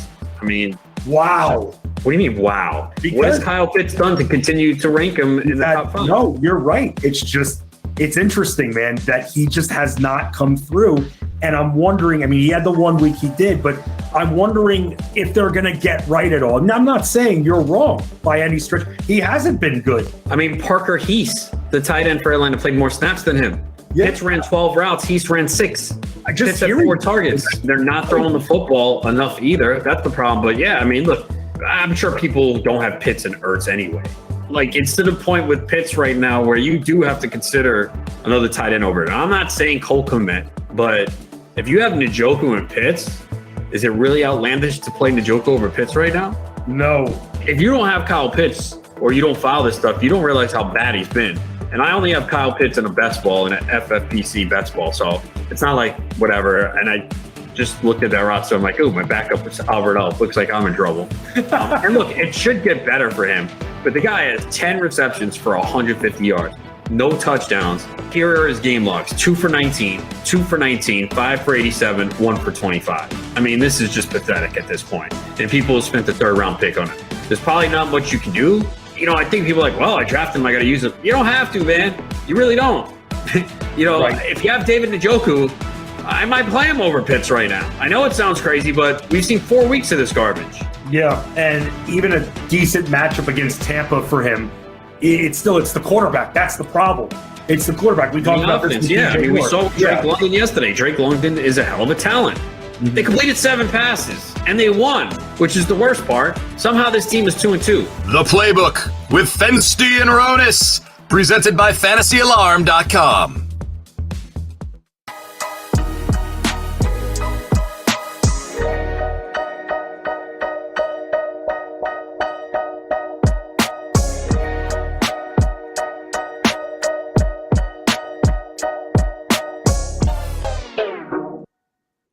Welcome back in, everybody. Joining us right now, we have a special guest. We've got Patrick Creighton coming up here to talk some football with us. Patrick is the host of Late Hits on ESPN, weeknights from 7 to 9 p.m. Central Time, and he's a Texans reporter and columnist over at Gallery Sports. Patrick, thanks so much for joining us today, my man.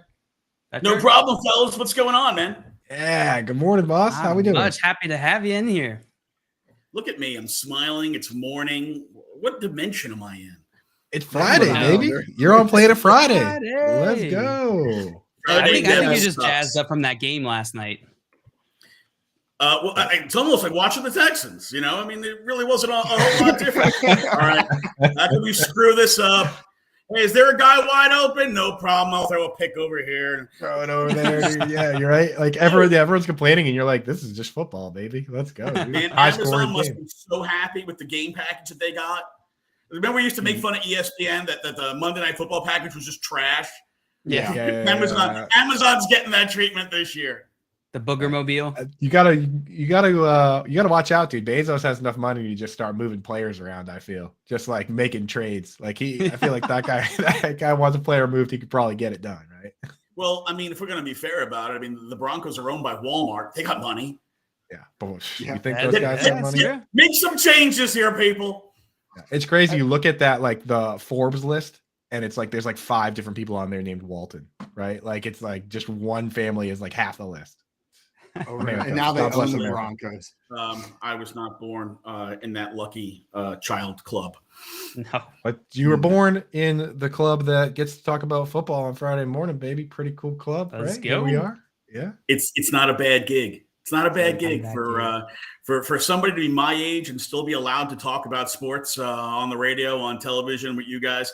That's pretty good. You know, most people my age have Alzheimer's. Instead, you know, here I am talking about football. So. You're good, baby. Hey, you can only play football so long, but you can talk about it forever. That's forever. So, yeah, they can never shut you up. You're good, brother. Right. So speaking of which, I wanted to get one serious one out of the way early. Wanted to see if by any chance you had any update on John Mechie, you know, how his treatment's going and if he's doing all right, or if they're kind of just keeping that under wraps, kind of a personal thing. But just so wanted to check in. Mechie is in recovery. And he actually had a really cool event last week where he brought all the nurses from the hospital who've been treating him and all the other patients who have been in the ward with him. He brought them all out to NRG and gave them a tour of the stadium and gave them gifts and made served dinner. Cool. It was a really cool event John Mechie did with all these people. And it was all part of, you know, it all wound up being a part of the Texans pink game, which was Sunday. That was their NFL Crucial Catch game. Every team will do an NFL Crucial Catch game. That's the NFL's program to detect cancer early. So that was a really awesome event, and these people were really cool. I got a piece up on it on gallerysports.com, and the Texans actually put together this like 6-minute, really well produced video that shows everything that went on. It's worth a watch. It was really cool. Awesome, man. That's so good to hear, dude. That's really cool. Not only that he's doing good, but doing good things too. What a dude. The Texans can be a very incompetent team on the field. Off the field, they do things the right way. That's part of the legacy of Bob McNair. You know, when Bob McNair, was first awarded the Texans, it was important to him. Hey, we're going to have people on our team that you're going to be proud of, and it was a big deal. We used to call the Texans the Boy Scouts. If anybody ever had any kind of anything wrong in their past, they weren't allowed to be on the Texans. But the Texans do things off the field and in the community very much the right way. I love some of my favorite pictures. If you type in Andre Johnson, Toys R Us, he's got these pictures, and he's a big dude. He's got all these pictures of him holding receipts at Toys R Us that go all the way down to the ground, right? Like the Andre Johnson toy drive is one of the coolest things, dude. That's a Texans game right there. Andre Johnson did so much stuff in the community. I used to do turkey drives with him, where for Thanksgiving he would show up at a church in a not so affluent part of town with a semi of turkeys and food to give to people at Thanksgiving time. It was the amount of people, the amount of support. Andre Johnson was amazing when it came to doing things like that. Legend, dude. And Cortland Finnegan was a demon, right? The fact that you get Andre Johnson, Robin Ventura, those things kind of come to mind. Guys on the wrong end of a beatdown from somebody from a good dude. If you can make Andre Johnson fist fight you, like you are truly a jerk. Patrick, I've got that article pulled up with the video in it from John Mechie, just like looking at that, ready to watch after this. And man, you talked about have a smiling now. I wasn't ready to be crying on a Friday morning, but it looks like right after this, I'm going to spend some time shedding some tears watching that video. But that's absolutely awesome what Mechie did. Yeah, it's just allergies. It's that time of year over here. Need some Benadryl. Absolutely. I'm not crying. Both my eyes are a little sweaty, but it's just hot in here. Patrick, I did want to ask you about a player that towards the end of the season started shooting up draft boards. It looked like someone maybe week 1, people were disappointed. It was the Rex Burkhead show, but every single week since then, it feels like Dameon Pierce is just getting better and better and better. And it sounds like this Houston offense wants to get him more involved. What's going on with Dameon Pierce? Is he the real deal? Are we going to see him continue this streak of looking better each week? Dameon Pierce is a beast, man. I mean, look, everybody knew coming out of Florida, this is a guy who he was a bowling ball, right? He could just run people over. Everybody's seen the video of him helmetless, still running people over, going to the end zone. You knew he was a power back. What people didn't realize was that he's also got the speed to bust off a big run. And because he didn't 40 time at the combine with a big time speed, he combined like 4.59. At the same time, and this is one of the things I always talk about, with 40 speeds, right? Open up your phone, like on the stopwatch, and tap, to start it, just tap, and see how long that takes. That's the difference between like 4.4 and 4.6. Nothing. Is tap. How many people are making up that speed over their 20, 30, 40 yards? So that he ran a 4.59 and not a 4.4. People, he's slow. They ain't catching him from behind.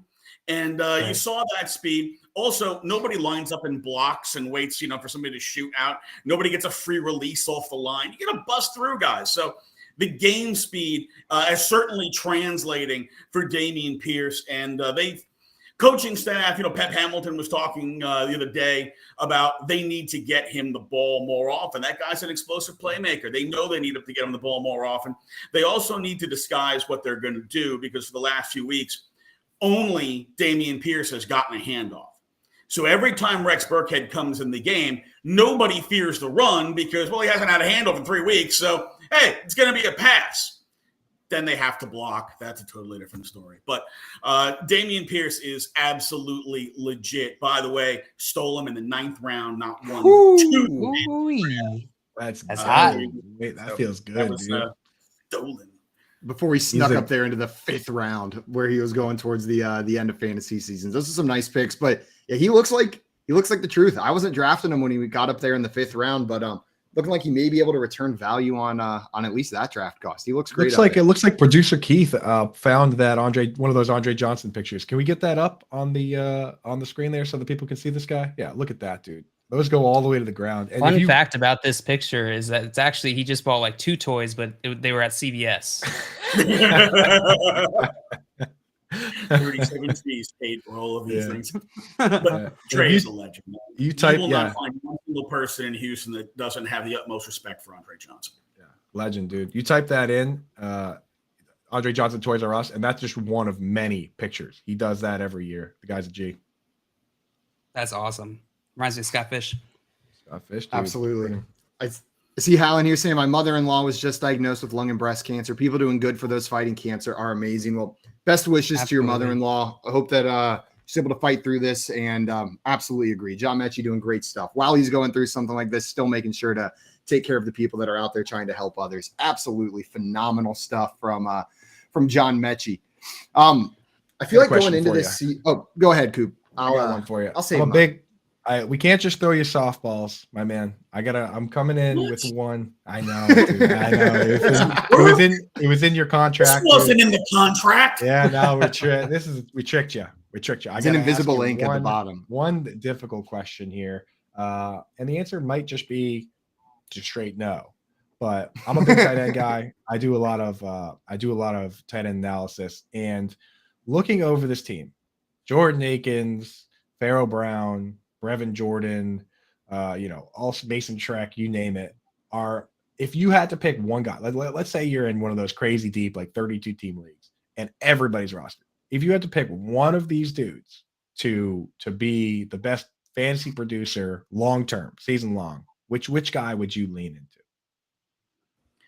Before the season, if we were talking about, from week 1 on, I would have picked OJ Howard. Pharaoh Brown, look, his history wasn't great, and he also just got released, so now he's in Cleveland. Brevin Jordan is hurt again. He's still hurt, and he didn't practice today either. So it's 3 weeks he hasn't practiced. He won't play Sunday. So the tight ends are going to be O.J. Howard, Jordan Akins, and Mason Schreck. Mason Schreck got his first career catch last week, so it's certainly not going to be him. Although I will say Jordan Akins' play is part of the reason why they felt comfortable moving on from Pharaoh Brown. So Jordan Akins is a guy who spent 4 years in Houston. He pretty much knows everybody here, and there's a level of trust with him. So Jordan Akins and O.J. Howard, I think, will probably be about even.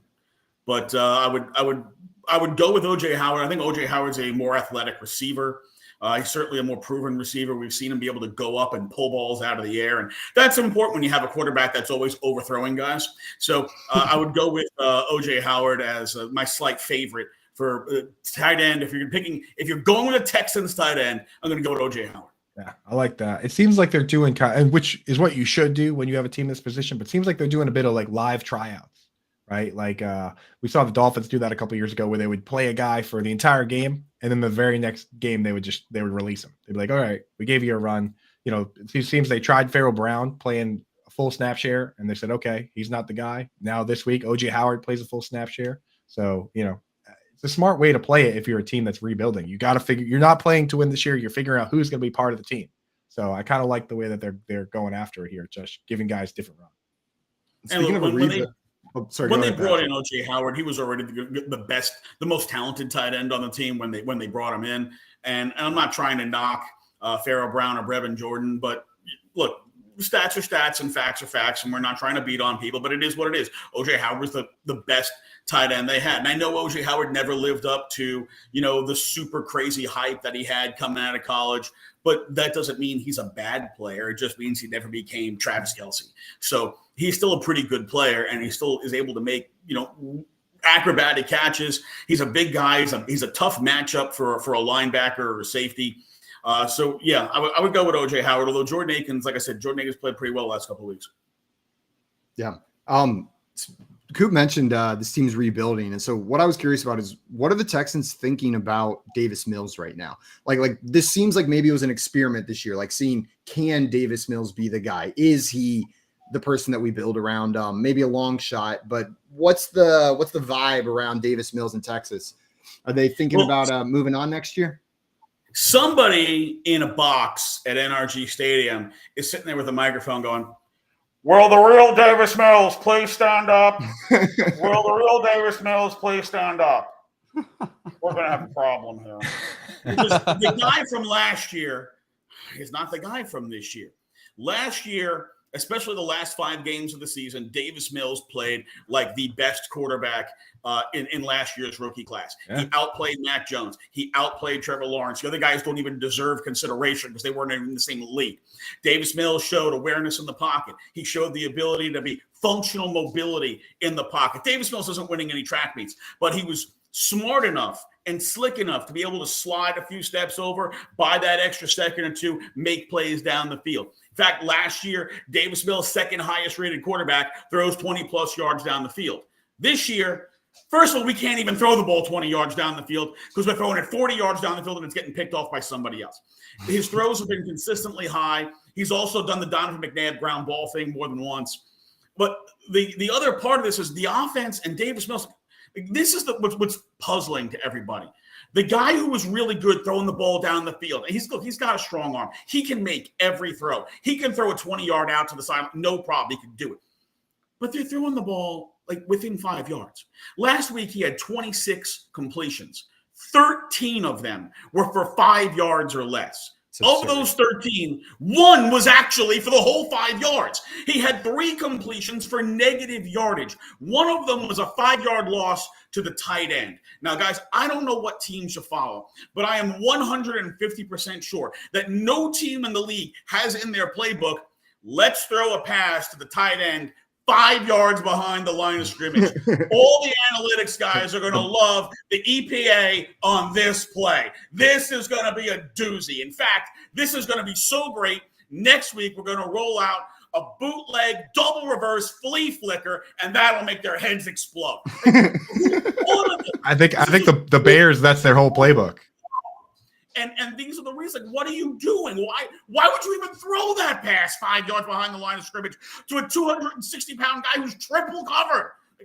These are the issues that the Texans are having. It's bad decision making. And Lovie Smith has talked about this for the last couple of weeks. They're in their RPOs. They're making the wrong decisions.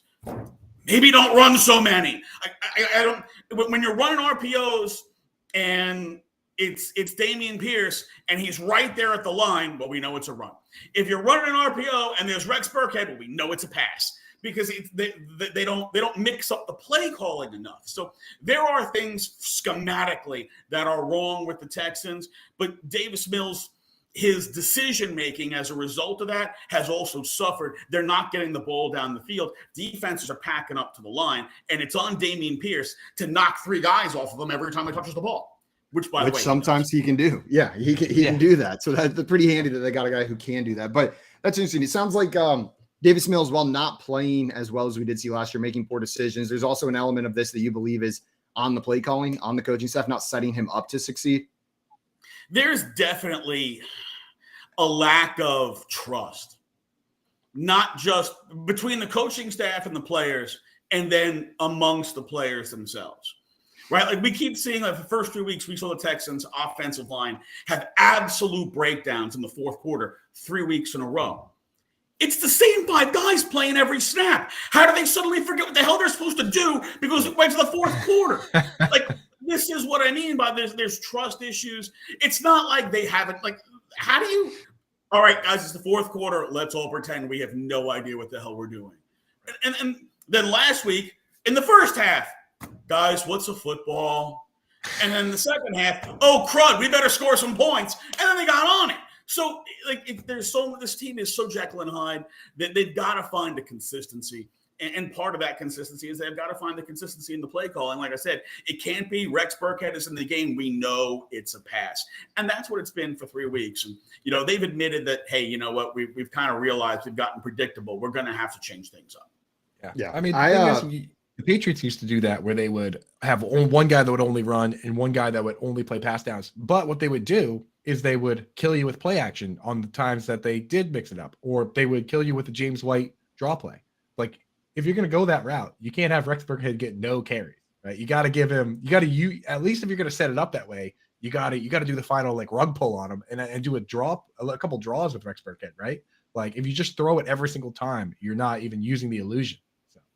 Now, the 3rd and 10 draw, right? That is the standard give up play. Like every team runs a 3rd and 10 draw.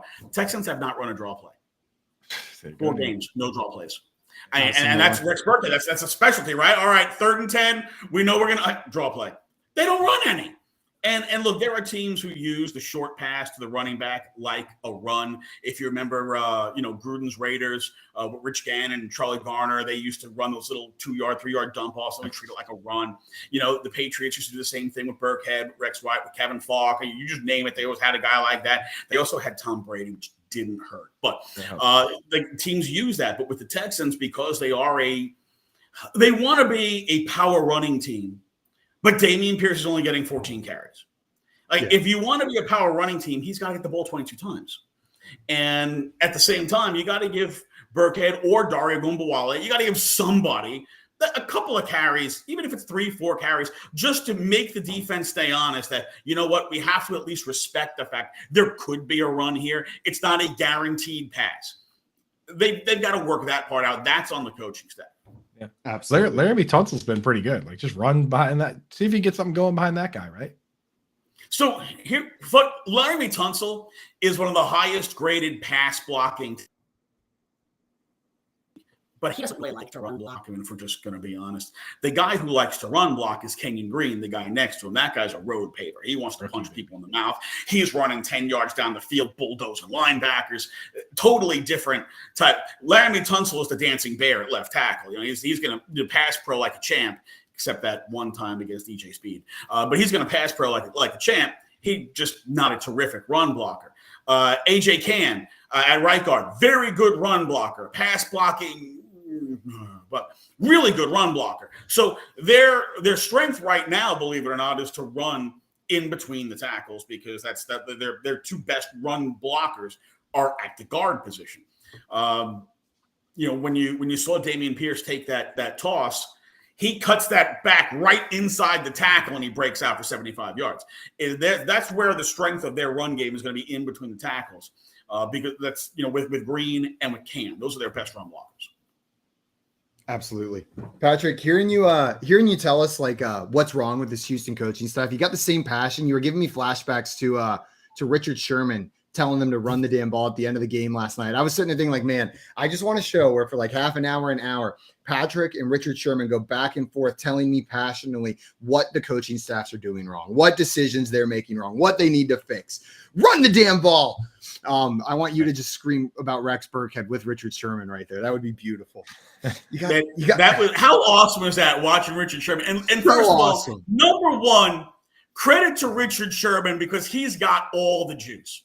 Number two, credit to Richard Sherman. He did not drop a GD on TV. He came real close. I know. I thought he did. To edit himself to a dang it and a dang. So credit to Richard Sherman controlling the moment, because that looked like a GD was about to get dropped, and he pulled it back. He reined it in. And he pounded the thing.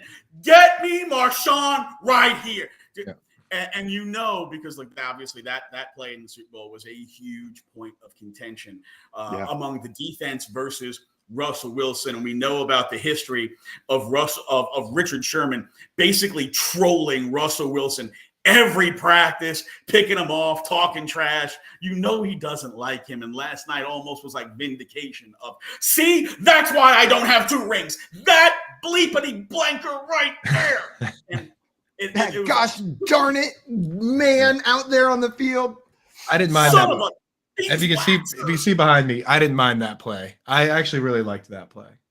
Got my boy Tom Brady right there, dude. Got the Celtic stuff. So yeah, I was fine with that play call. Throw it to Malcolm Butler on that play. Throw it to Malcolm Butler. And you know what? You can make an argument. Malcolm Butler was early, or there was DPI on that play, but it's on the goal line. It's the last play. You cannot ask the referees to bail you out. You've got Marshawn Lynch. Why are you not running the ball? Why did Pete Carroll not look at Darrell Bevell and say, no. You're not screwing this up on me. And just override it and say, give the ball to 24. That's all you had to do. Give it to 24. Patrick, I want to thank you so much for taking the time to come on here and hang out with us today, my man. An absolute pleasure talking with you and getting some Houston Texans insight, my man. No, my pleasure, guys. Anytime. You're the man, Pat, dude. Guys, go and follow our friend Patrick on Twitter at pcreighton1. That is pcreighton1. Go over there and give him a follow. Get that Houston Texans inside information and check out his work over on Gallery Sports as well. Patrick, enjoy your weekend of football, and thanks again, my man. Thanks, fellas. You too. Have a good one. He's in the rotation, dude, for sure. We got to get him back. We got to get him. See if he'll come on at 8 a.m. Get everyone fired up, dude. Because he had me all fired up there. Start the day off with it. Yeah. We gotta get him. He's like a cup of coffee, man. Awesome. We were talking about Dameon Pierce, and we had a question in the chat come in a little bit earlier about Dameon Pierce. Highlights Talk wanted to know, should I pick up J.K. Dobbins or Dameon Pierce for a running back off the waivers? And that's a good question. Which one should they pick up? JL, where are you going? Oh, man, I don't know. Both? Yeah, both. Yeah, see if you can find somebody to drop. I like Dobbins best out of 2 if you can only add 1. He looked so good this week. He looked fantastic, and they were feeding him. I think he'll have weeks. He'll definitely be. He won't be consistent. We won't consistently get to what we got last week going forward. But we're gonna have days like that, and he looked good. So I'm with you. He's back. We had a question from Nick in here. He said, "My buddy wants Corey Davis for Elijah Mitchell. Should I do this?"